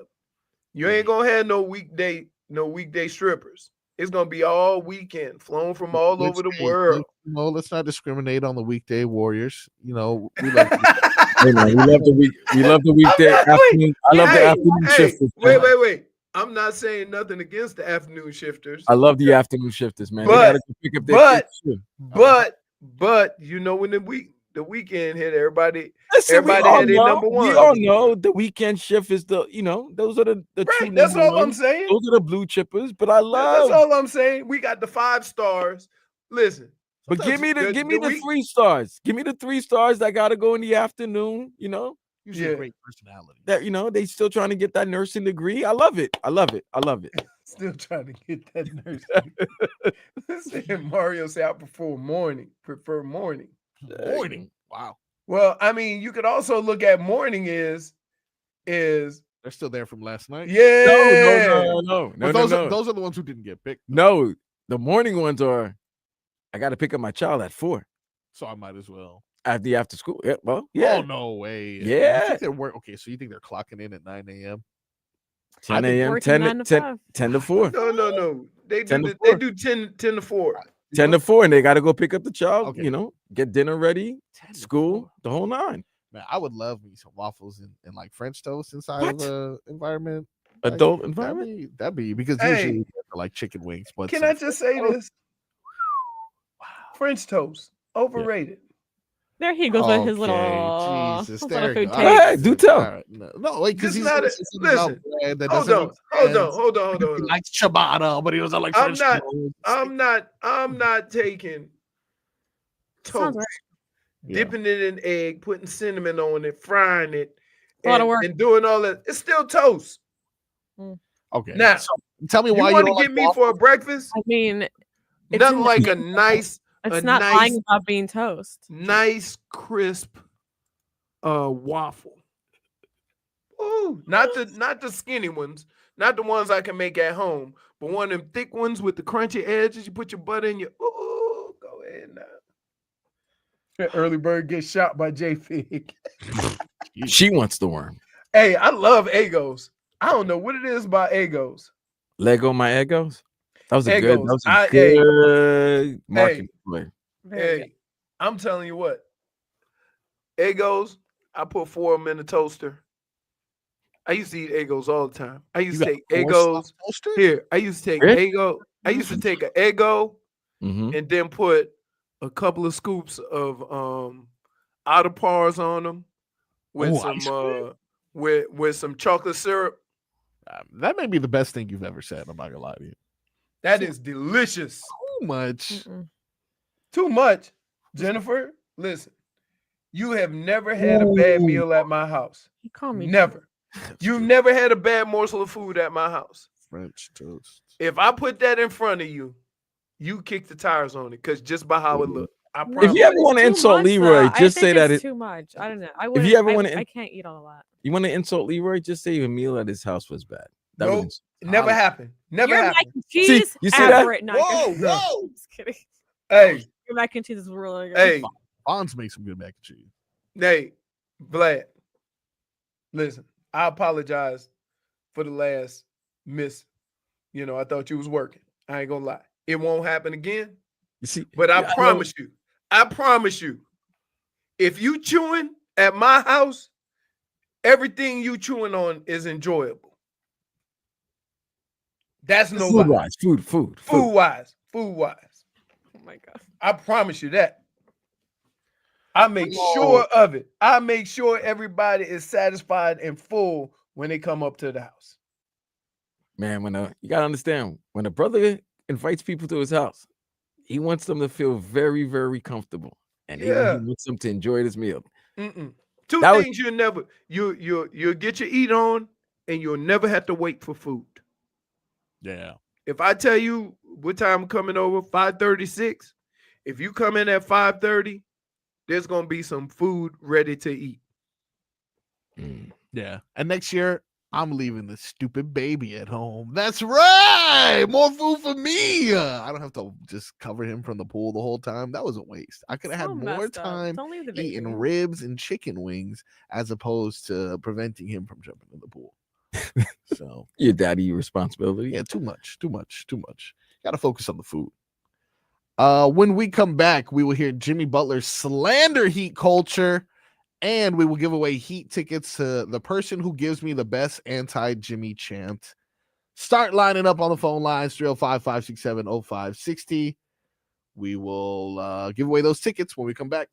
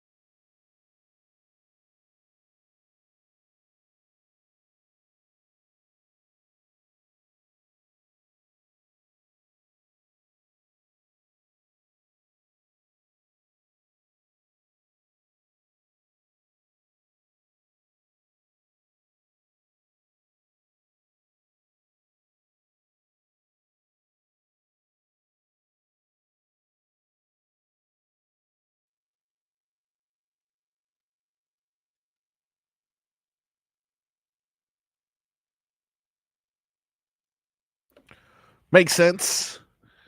Play a little Taylor Swift for your breakup vibes.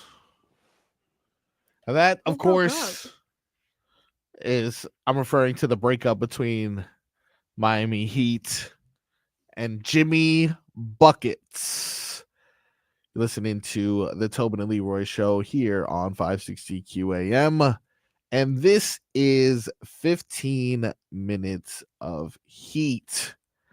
Now, we have spoken a lot about heat culture in the past and how it defines and shapes this Miami Heat basketball team, this organization, from the people who work in the arena to those who represent them nationwide. Heat culture is always talked about, for sure. Now, when asked about heat culture, Jimmy Butler responded to Anthony Slater of The Athletic. There was some foundation to it in the sense of the work and all that stuff, which is great. Not saying it in a bad way, but I think it's a little bit like overused talking about heat culture. It's a great organization, but I think a large part of the culture is you get guys that buy into a winning mindset. You get guys that buy in, you get some really good players, and you get the opportunity to talk about heat culture a little bit more. He says he's not saying it to talk down or anything, but he thinks whenever you have really good players, you can name it whatever you want. Agreed. So you're saying heat culture may be a little bit overused.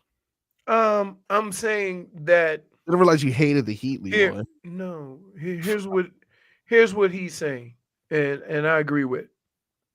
Talent wins games. You can put whatever twist you want on it, but at the end of the day, when the Heat were winning basketball games, it was the overall talent that was winning those games. They do things a certain way, correct. But let's not make it sound like you can just grab anybody to go in and win basketball games. You need to have talent. That's all he's saying.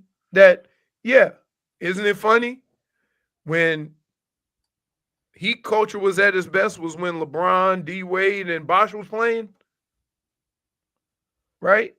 So you can put, and I'm saying that there is something to how you do things. Heat and culture, the way you work, the way you work and how you do things. But if you go back through the history of the Miami Heat, there's always been talent on the end of that. When there was no talent, they won 15 games. They had heat culture then. Yes, still had heat culture. So I mean, the early days, like even before Shaq came here and had to adapt to heat culture. Heat culture existed before the first championship. Yes, but you still don't confuse a way in which an organization does things with the amount of talent it takes to win. We have some sound here from Jimmy Butler. I would prefer him say it over you saying what he said, because you could put your own twist on it. Fair. Although I did read direct quotes from Anthony Slater's interview with him. Try to find the audio, but believe I couldn't do it. Get over it. How about that? Okay. But yeah, we do have audio from him though about being the bad guy and how he doesn't mind it. This is Jimmy Butler.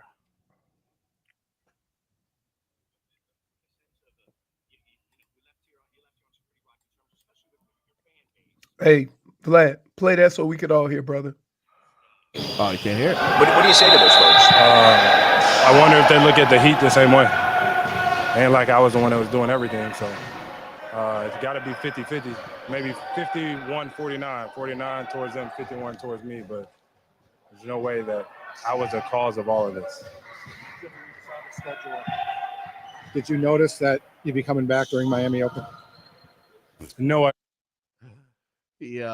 of course, I'm sure he was going to make some time for Miami Open. But do you think the fan base feels that way? Do you think the fan base feels like it is 51-49, like it's that close? Because I don't think the fan base feels like it's that close. I think you're either one way or the other. You either think Pat Riley dropped the ball and he's asleep at the wheel, or you think Jimmy Butler's a big baby.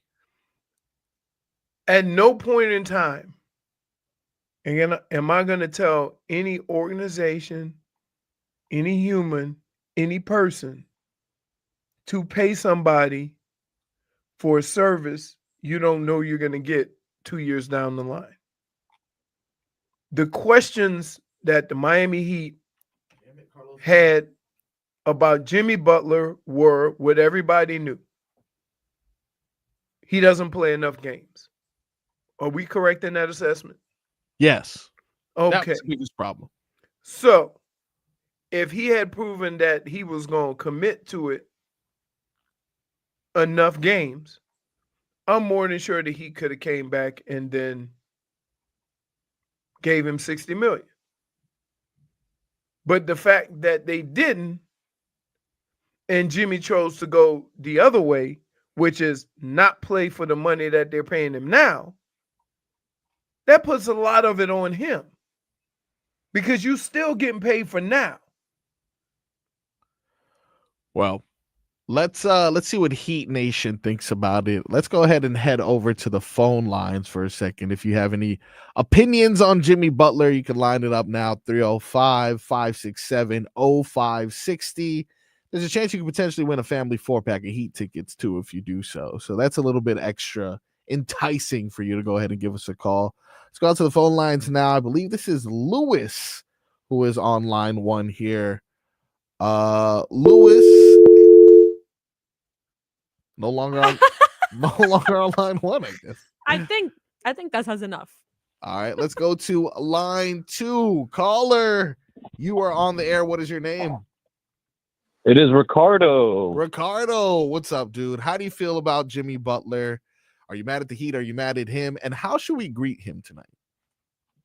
Well, firstly, I don't think we should be mad at him as much for basically all the years that he has given us. You know, we became relevant after Dwayne Wade left and retired and stuff. There's no question that he should be a Heat Hall of Famer. All right. However, to be, rooting for his downfall and his failure at this point, no. This guy has worked his butt off his entire career, and eventually he's going to have to either win something or not. But I will end it with this because I can't say it no more in the chat. Jim VP. Jim VP. I'm not chanting. You know what? Get this out of here, dude. Get this guy out of here. Too mature. Jim VP. Too positive. How is he still on? Too mature. Too positive. So it's like I will say though, I'm not. I don't understand how we just overlooking the fact that the problem the Heat had with him was he wasn't playing enough games. I think we know that problem, dude. We wanted him to play more games. So you want to pay him for 2 years down the line when he's only playing 60 games now? What's that going to look like in 2 years? I think everybody has really understood both sides of the situation. It's just there is no both sides. I did. There is both sides. There is. Jimmy wants to get paid. He wants his money, and Riley didn't want to give it. There you go. Wait, that's it. And, simple. But why didn't Riley want to give it?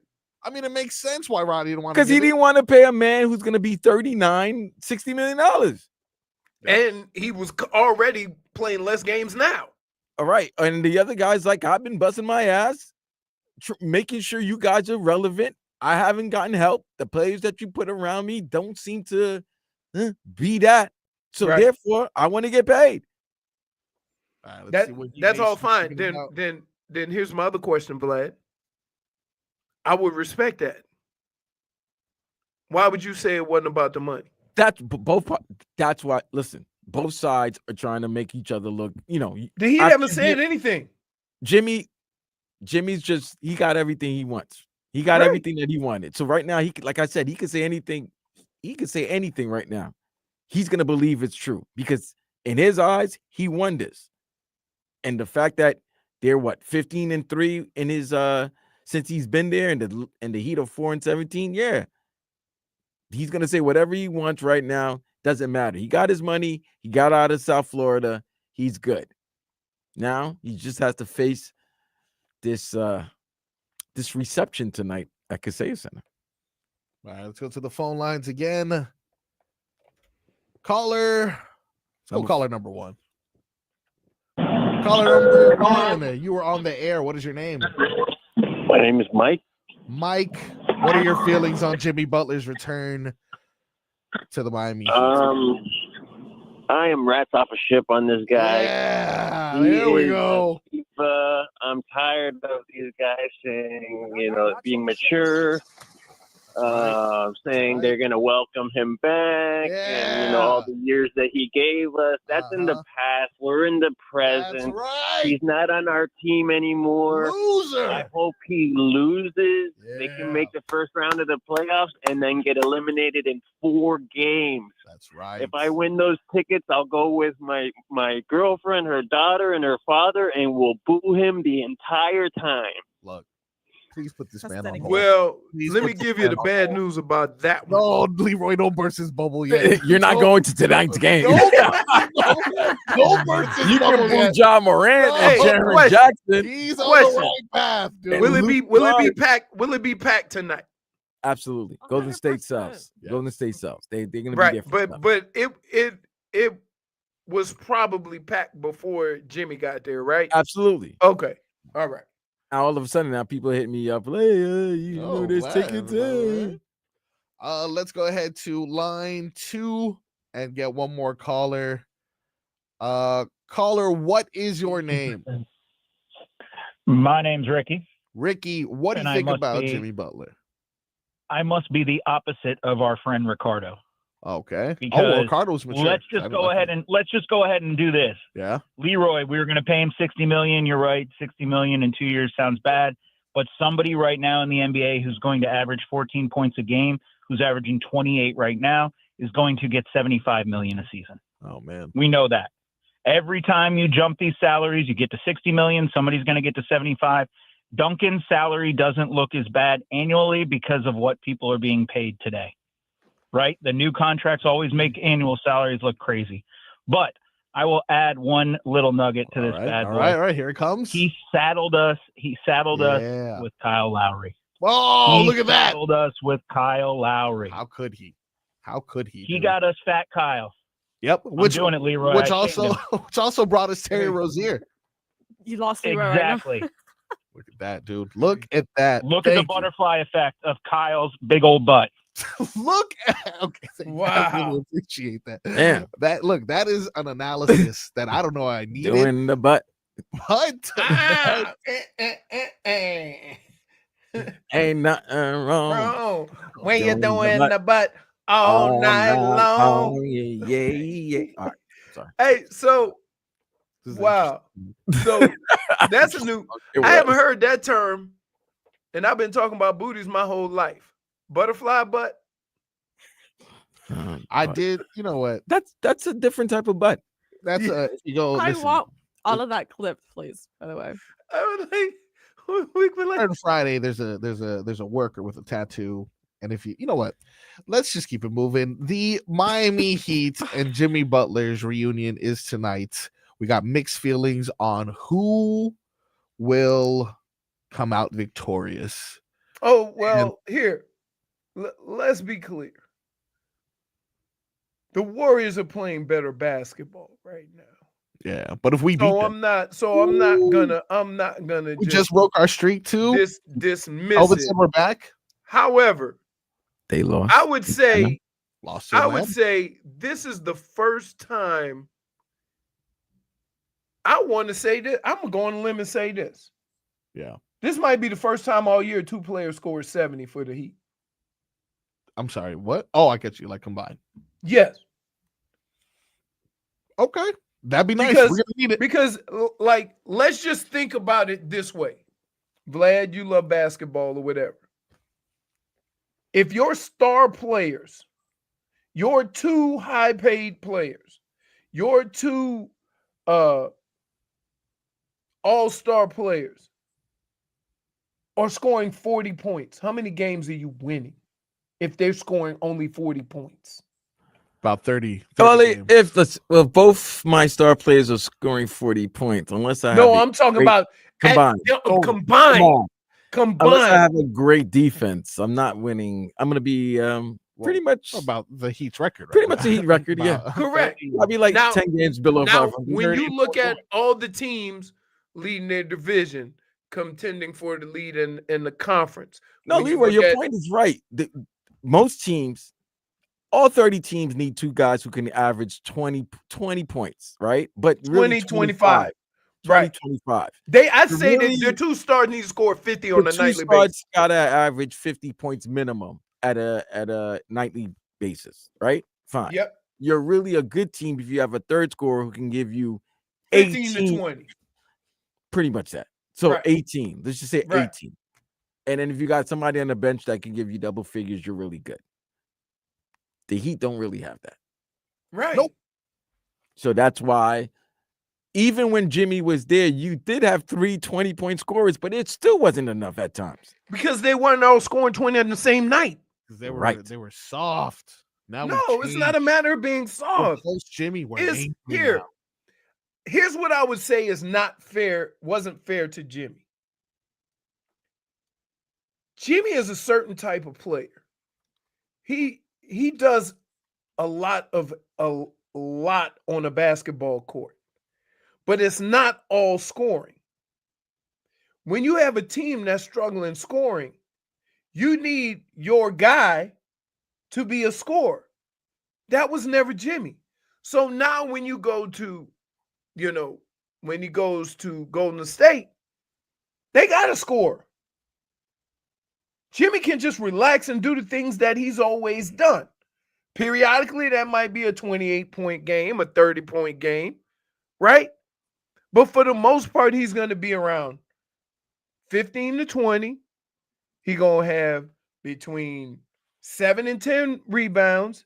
He's going to shoot a boatload of free throws, and he's going to have a couple of steals and play great defense. That's what Jimmy has been. Well, And so, it fits better in Golden State because the things that we wanted Jimmy to do didn't best fit what Jimmy was. And it's not a knock on him because he would come out periodically and just say, I'm taking over. But it almost seemed like that Jimmy wore on him, right? I don't know whether he thought it was too much work because now every time Jimmy put on the Heat uniform, you had to wonder what Jimmy was going to show up. Yeah. And you tried to make the circumstances fit the reason why Jimmy was going to show up tonight. That's the reality of it. Like if Tyler was shooting bricks and you needed Jimmy to take over, 15, 8, and 5 wasn't going to get it done. And that's what he was doing. Well, so he's in a better place. For Jimmy Butler's game, he is in a better place now. But when he was here and we all expected him to be that number one, that stud, he had stretches, but he wasn't like, could you depend on 25 from Jimmy every night? Nope. No. Okay. Well, if you are in Kaseya Center tonight, make sure you boo very loud because we wish him no success over here. I am drawing a line in the sand. No tribute video. We will not be selling coffee. We will not be playing country music. We will not be supporting emo Jimmy. We will not be allowing number 22 jerseys unless they are Andrew Wiggins jerseys. It is bleep the other side. You're dead to me, Jimmy Butler. I wish you no success. Miami Heat in 5. In 5 weeks? We'll be done with their season. But not before we beat Jimmy Butler. Let's give this gentleman on hold the tickets. And let's come back with a little damage is done, my friend.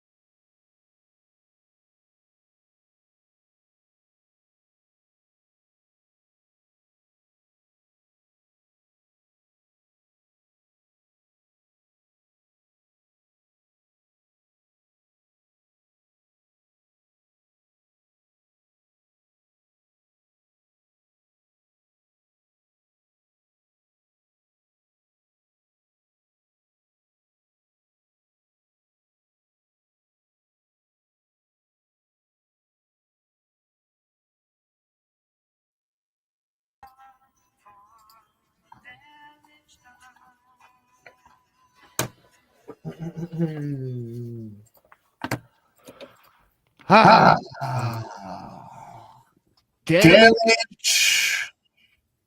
is done, my friend. Why was that even unmuted to begin with? Strange. Time now for our favorite segment to celebrate on a Tuesday. That is Damage is Done, my friend. I will start things off with yet another heartwarming story if you are a basketball fan who has a pulse. Merely days after getting his career high in the NBA of 17 points, Bronny James goes on a bit of a scoring tear and puts up a career high 39 points. In the G League? For the LA G League affiliates. 39 points, 7 rebounds, and he had 4 triples. As I'm continuing to watch this young man play basketball, it is more and more evident not only does he belong in the league, but he was actually a steal at the 55 spot for the Lakers. And had I not been happy with our boy Pelle Larsson, I would have been looking over there a little bit sad as to what we potentially could have got.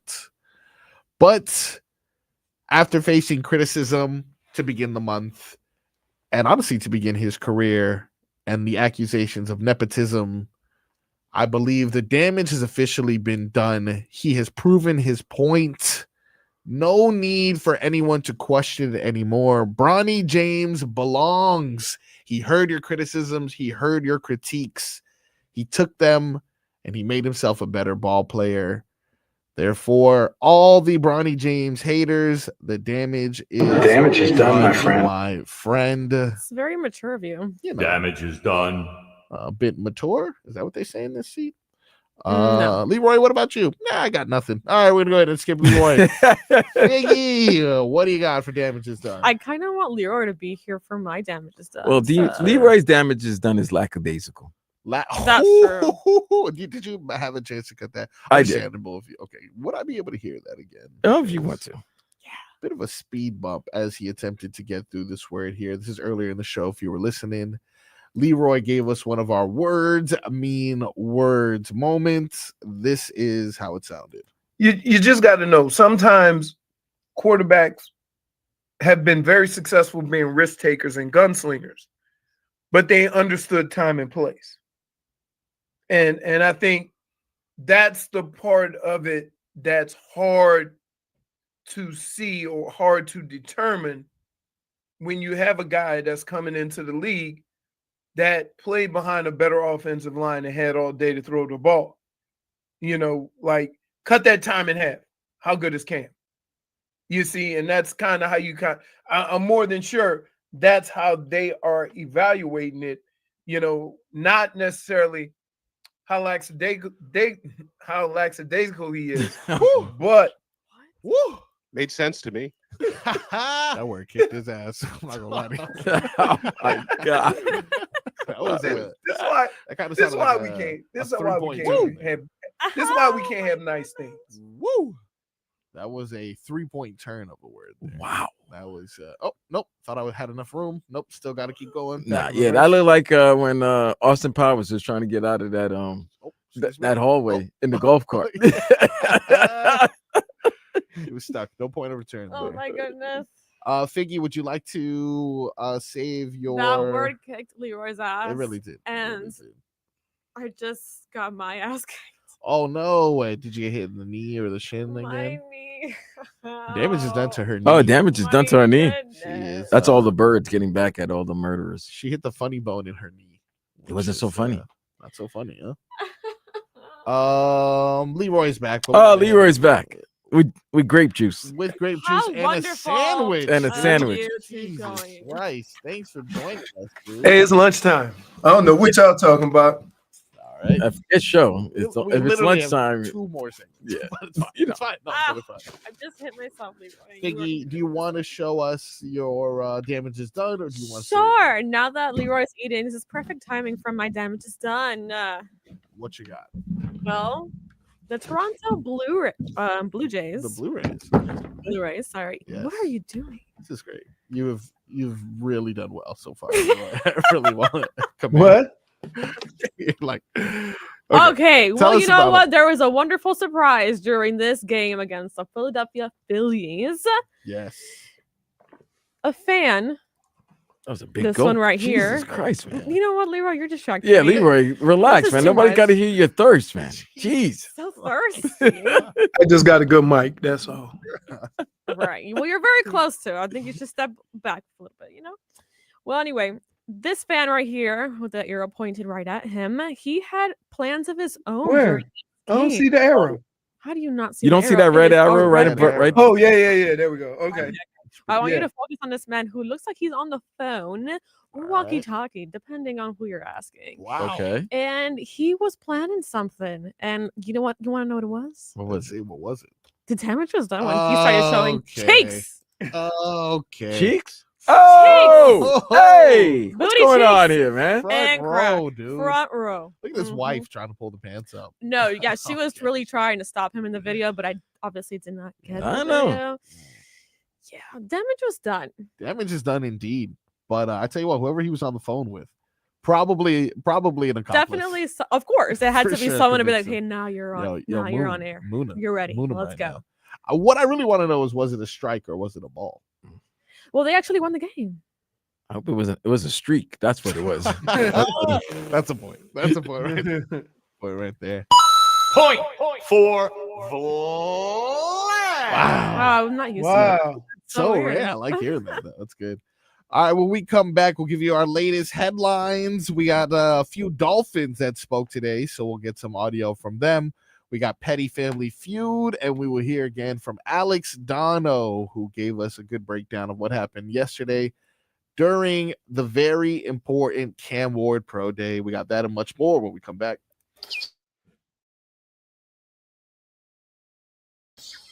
This is a poison dart frog. Frog Week!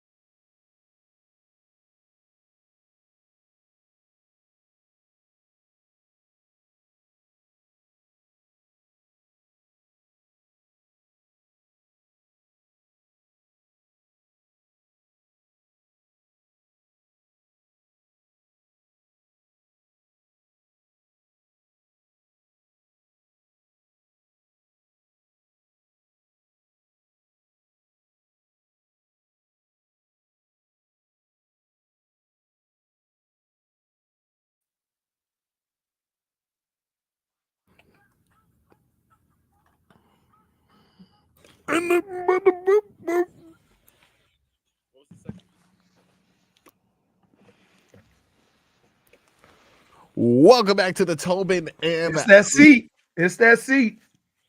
It's spring break, man. It's spring break. Spring break indeed, which means not only are we having an excellent time on the beaches and in the clubs, but also right here on the Tobin and Leroy show, because it's Frog Week, baby.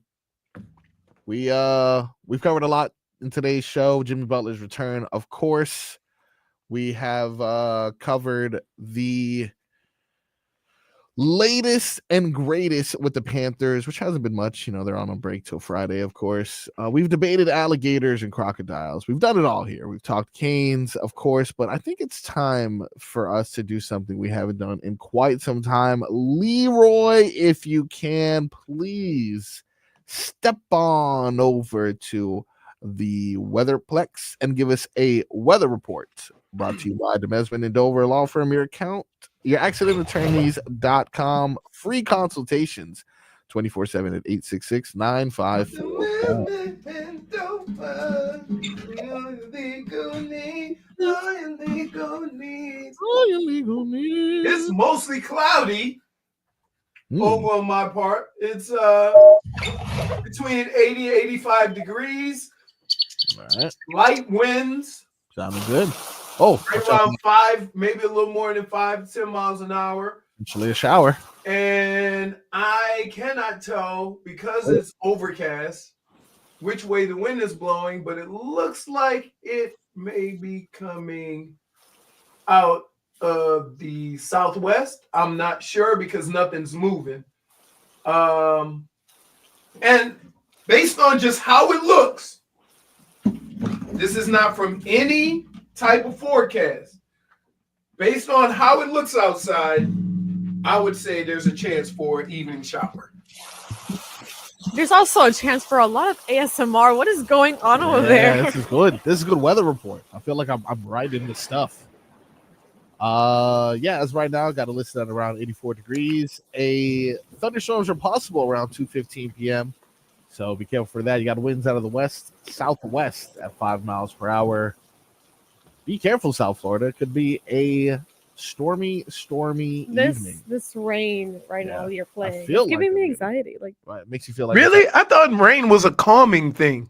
no, I don't like How all of a sudden you get anxiety? I would figure you get anxiety from if we play like birds. No, not even that. She got that under control. But if you should play like train noises. Oh no. That gets me excited too. Want to give you guys some headlines. These headlines are brought to you by Doral Volkswagen. At Doral Volkswagen, choose from over 300 new Volkswagen models in stock, like the Tiguan, Taos, and Atlas. Remember, when it comes to your Volkswagen, the great deals are at Doral Volkswagen. Do you guys know what today is? Obviously, Aretha Franklin's birthday. it is indeed RESPECT. Respect her, for it is her birthday. In addition to her birthday, it is also Elton John's birthday. It's my niece's birthday. And Vlad's niece's birthday. Happy So, birthday. Do you call it, what do they call it? A heavenly birthday? Yes. Well, that's what I don't know what the What if you proper pass term- away and then you celebrate the birthday? Yeah. Yeah, I think so. Yeah. But if I was, for example, passed away, I wouldn't want an age. I think I'd pick whatever age I like the best, and leave me alone. I'm gonna stay that age. Okay. No more birthdays for me. Well, All right. Marcos. Yeah. You about to call me? You about to call him me? Let me just throw this out there. Yeah, what's up? If you're not here, you don't have a say in how we do it.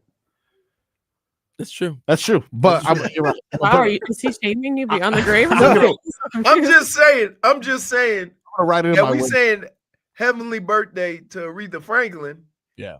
If we didn't say how old she would have been, Yeah. Which Right? is, let's see, she passed away in 2018, and she passed she away. born in 1942. She'd be 83. Yes. Yeah. That is correct. Yes. That is correct. Should be 83. God bless her. So, yeah, like I'll put it in the will, everyone. When I pass, you celebrate my 31st birthday over and over and over again. That Really? means a lot of Jack Daniels. I tell you what. Yep. Something about watching those games with that free booze. Woo. Got me going. Hey, I was even getting limes. Oh, yeah, for sure. What were you drinking? Not bad though. Just Tito's and cranberry. This day, let's see if Leroy remembers this day. Color TV makes its debut. This was in 1954. RCA makes color TV possible. Papa, what's this Hey, color that I see? There's a couple of things. Yeah. One, I wasn't born. Yeah, that's for sure. But two, Yep. when the first color TV came out, we wasn't buying color TV. We was barely having TVs where I grew up. Oh yeah, it was $1,000 in 1954. So you can imagine with inflation. $1,000? Yeah, that's about $1 bajillion. You can get basically right now. You could get a 65-inch flat screen for less than $1,000. I was gonna say it's cheaper than $1,000. You're paying $1,000 for 65 inches. You're doing it wrong. Really? I know a guy if you need, back of the truck. Wink, wink. I used to know a guy. I know you said he used to know a guy. Yeah, we used to play in tournaments together and stuff, and he sold TVs. Yeah. And the last time I made a call, he told me he sold the business, and then 2 weeks later, R.I.P. Oh no. Mm-hmm. Some people are just meant to work. What else happened on this day? The first episode of The Bachelor debuted in 2002 on this day. That's more of a Tobin holiday. Yeah, for sure. He's celebrating that. What about D2, The Mighty Ducks in 1994? One of the best sports movies of all time for a child. And how about this? Yeah. That movie wasn't better than Sandlot. No, Sandlot's number 1, though. Okay. Yeah. All right. Number 1. Space Jam number 2. 1939. Billboard began publishing its first country music chart, but it was not called the country music chart. Back then, in 1939, it was known as Hillbilly Hits, which I don't know why we ever switched it. Hillbilly Hits. What? The way it was called Hillbilly Hits? Hillbilly Hits, 1939. Billboard magazine was like, these hillbillies got something. These are hits. Hillbilly Hits. That is how it was measured, success. And probably the most shocking discovery. What, somebody said something about me? 1939. Okay. 1939, when Leroy and Shirley Temple first met. I think Leroy named the drink after her. Wow. I don't think Shirley Temple was born. In 39? Nah, she was born. Let's see. When was Shirley Temple born? 1928. Oh, okay. Adorable. Marcus, you know a guy with 65 inches? I knew a guy with 196 inches. Hey, yo. Yeah. No, that's baby. Hey, yo. And the most shocking development as to what I found out happened on today, and this is in the year 31. That's right. The year 31? Just 31. The 31st year? The 31st year. What happened? The first Easter. That's what it says. Easter and its surrounding holidays are considered to be movable feasts in that they do not adhere to a fixed date like Christmas or Valentine's Day. It's believed that the very first Easter was held on this day in the year 31 AD, according to calendar maker. Not even going to pronounce this. I'm not even going to try that one. Okay, I'm going to try it. Dionysius Exiguus. I know him. Oh, you're familiar. Yeah, back in the Bible days. The religion. That is indeed. Diagnostic. Yes. Diagnostic. No. You ain't. Well, Easter always falls on a Sunday between March 22nd and April 25th. It's always the third Sunday in April. Apparently, in the year 31, it was today. By the way, what a coincidence. You know what day Easter falls this year? What's that? 420. 420. It does? Yep. Yes. Oh, wow. The day right after my birthday. Oh, we get it, JFig. Jeez, always about Hey, about first of all, Wow. He ain't talking like you missed that one. No, I didn't. I know exactly. Do you think that I'm gonna miss something that people constantly tell me? Yeah, I usually see you That's 3 days before my anniversary. Wow. Yeah. Well, anything set for your anniversary there, Leroy? Is it a big one? I mean, it's always a big one, but is it a big numerical number? Dude, listen.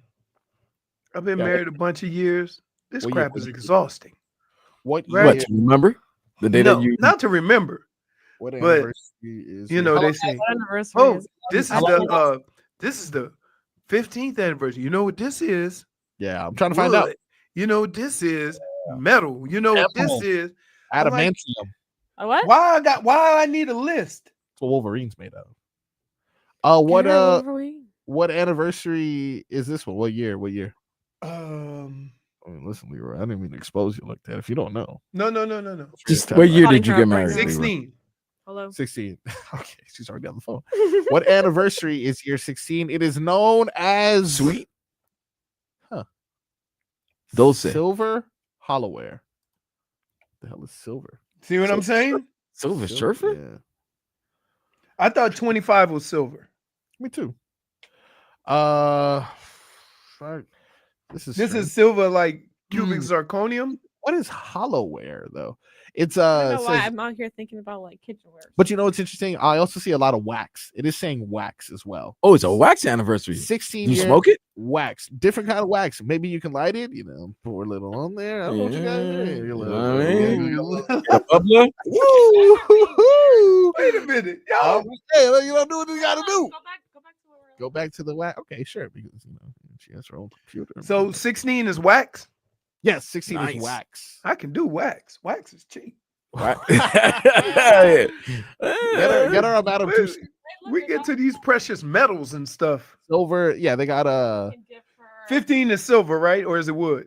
Well, 16, the traditional gift is wax, but the modern gift is silver Hollowware. And JFig is pointing out that it says you can get her the color silver or emerald green, and the gemstone. I've never heard of this gemstone. Maybe the City Girls invented this. Period.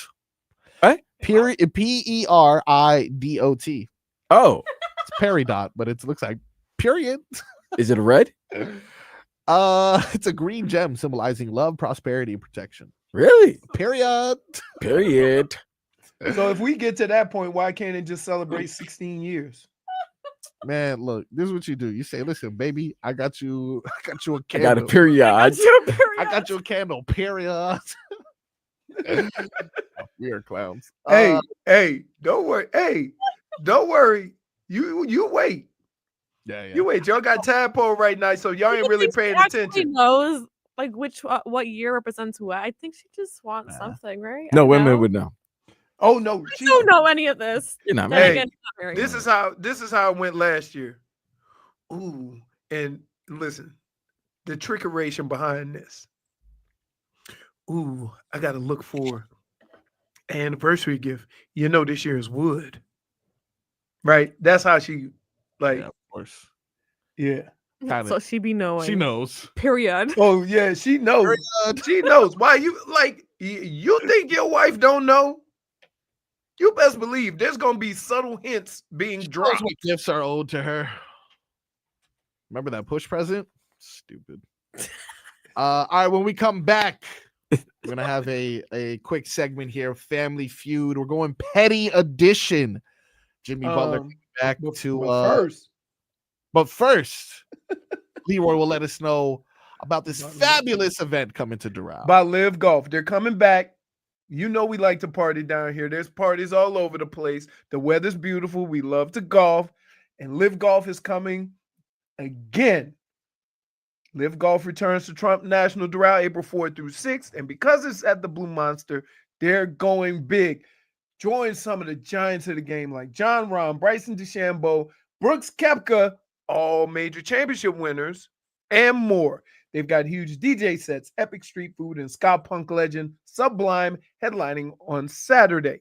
Grab your tickets now at livegolf.com. That's livegolf.com.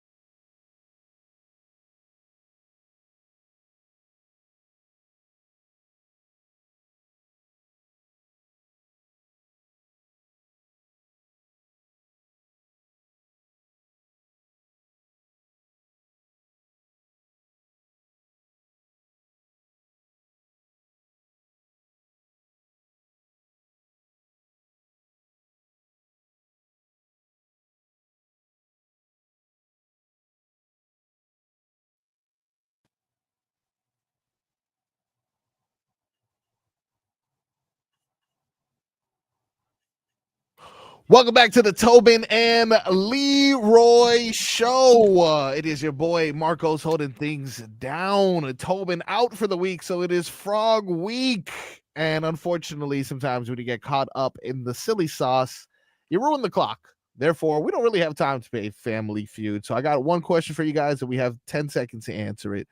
What is one sign that the relationship is done between you and your current squeeze? Leroy? You see him with another person. That's a good one. What about you, Figgy? Distant. Vlad, you got one? When they take one-legged 3-point shots. One-legged 3-point shot is a clear indication that it is a wrap. More shenanigans and Family Feud coming up tomorrow on the show.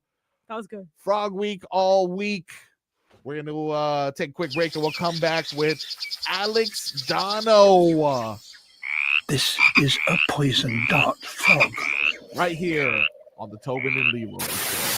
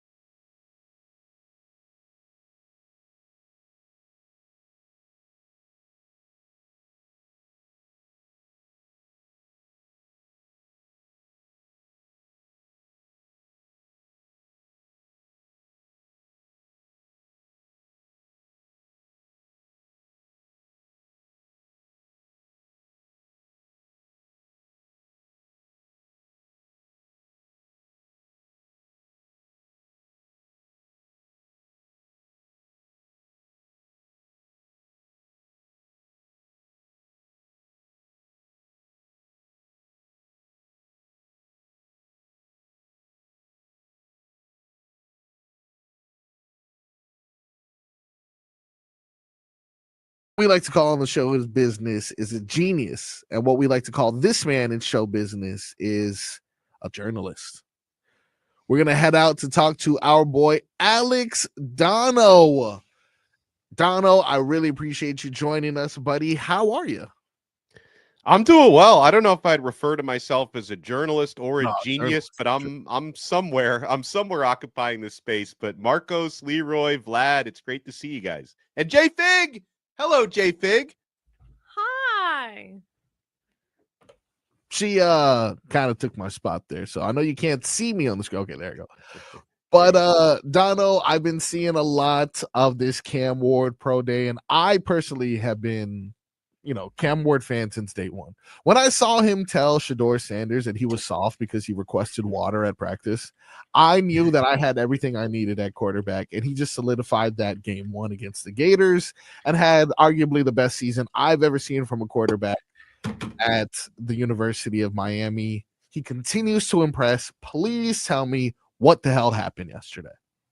Well, one of the things that I really like, and I know I'm not the first person to bring this up because he was interviewed, it was either NFL Network or ACC Network. I was somehow watching both of them at the same time yesterday, but he, after one of the dimes that he threw in the workouts, he ran by the Titans brass, and all 32 teams were represented at Miami Pro Day. Now, only one of those can draft Cam Ward. The Titans are the team with the number one overall pick, and as he ran by the Titans brass, he said, "I'm solidifying it today." He said, so he's got a little swag to go along with that. I think one of the things that I would say Cam has an advantage over Shedeur with is he can play multiple ways, right? And it's hard to tell whether Shedeur can do that when he was throwing Travis Hunter. You see, and it's not saying that he can't, but just seeing, the way Cam played, he extended plays, he had some timely throws, he threw the ball on time at points of the year. My only question is, some of the things that he does, he's not going to be able to get away with. That lazy stroll outside the pocket, taking his time, almost going to a walk, he going to get killed. Who, Cam? Yeah. Yeah. And so from that standpoint, I'm curious to see, is he playing the style of football that he can, or can he play the style of football that needs to be played? That's hard to tell when you take that next step. What are you hearing, or how's everybody talking about those things? Yeah, a couple things on that. And again, I'm not saying you can simulate any of that in pro day. That's not what I'm saying here. But I know that the reps that Ward went through, a lot of the stuff was specifically what the Tennessee Titans wanted to see, like certain rollout situations, certain throws. So he did tailor his workout to what the NFL teams, especially the one that's probably going to draft a number one overall. But of course, to what Leroy's saying, that's all happening without, a pass rush, and it's happening without 11 on 11 happening on the field. To me, and there's so much to love about Cam Ward. I mean, you can see the arm talent, the football IQ, the off the field stuff. I mean, he has the type of personality and the type of leadership every NFL team would want in their locker room.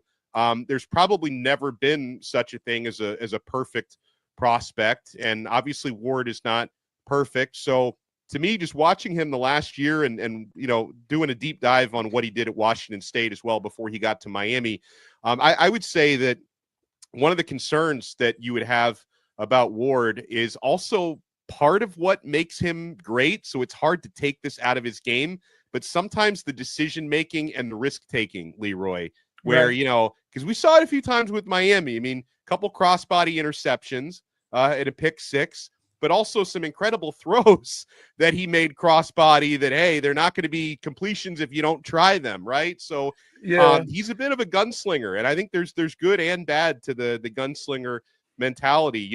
As far as getting away with, being so, lackadaisical in the pocket, that's going to be an adjustment, Leroy, no question, because assuming he's going to be a Tennessee Titan, but no matter what NFL team drafts him, you're probably not going to be playing behind the type of offensive line that Miami had this past year, where sometimes you had 6 or 7 seconds to just kind of hang back there and go through your reads. So everything's going to have to be done a lot more quickly and decisively at the next level. And I know that's specific. Those are specific things that these NFL scouts and GMs that were out there, want to. They've talked to Ward about that. They've gone through his film in the interviews, and they wanted to see him the best way you possibly can address some of that stuff in pro day. Because if there's anything that makes Cam Ward, an imperfect prospect, I think it would be some of the risks that he takes out there, which obviously you've got to kind of find, you've got to identify within a second or two, is this risk worth the reward? Like, that's what Ward is going to have to show teams at the next level.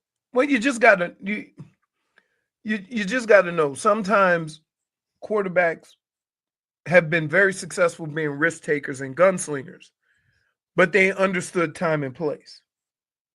And I think that's the part of it that's hard to see or hard to determine when you have a guy that's coming into the league that played behind a better offensive line and had all day to throw the ball. Like, cut that time in half. How good is Cam? You see, and that's kind of how I'm more than sure that's how they are evaluating it, not necessarily how lackadaisical he is, but what made sense to me. That word kicked his ass. I'm not gonna lie to you. Oh my God. This is why we can't have nice things. Woo! But anyway, to be able to determine and kind of take that and move it up a stage in his career, what parts of that is he aware of and knows that he's not going to be able to do versus, what we see on Saturday? I think he's aware of all of it. I think he did certain things while playing at Miami that I'm sure he understands that you've got to adjust your game to the NFL. And and it's funny because the other part, that people would have been not me and probably not any of us, but I don't know if there were still any questions about why he sat down for the second half of the Pop Tart Bowl, but that didn't seem to bother any of the 32 NFL teams that were out there scouting. Wasn't that the second half of the game? Let me ask you about that. That seems like that was a plan going into the game. Yeah, it was. It didn't sound like they made it sound like it was a Tyreek situation where he came in at halftime and said, "I'm not going back out." It seemed and just the way people reacted on the sidelines, it almost seemed like they were very aware of the plan going into it, but the coach didn't do him no favors when he was explaining it. Yeah, I thought he could have Cristobal been a little bit more specific about it afterwards. Like, I can understand not saying before the game, like, oh, by the way, Ward's only going to play a half. Like, there's no reason to say that before the game, but right after the game, he could have said something, because he didn't actually really address it, Cristobal, until a week or two later. He was on, I think, ESPN being interviewed, and he kind of gave the full background there. Really, like, it would have been very easy to say, listen, we went into that game, we were going to play Cam because Cam really wanted to play. You go and say he didn't want to sit out this game. He really wanted to play, right? But then we got to what we planned on was getting the second half. We don't know who our quarterback is going to be next. Somebody an opportunity to play in a real game situation. And it's a good thing they let Emery play, because that wasn't exactly the best audition. It probably reinforced all I needed to see.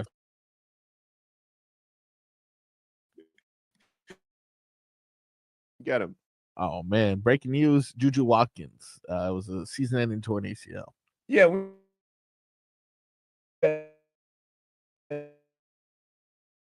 said it yesterday. Like, yeah. So.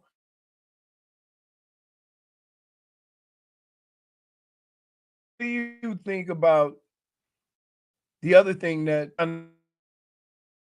drives me crazy? Like, I'd fight like hell every year to say, look, in sports, every year, sometimes 9 will win the division, sometimes quarterbacks. These are the best two prospects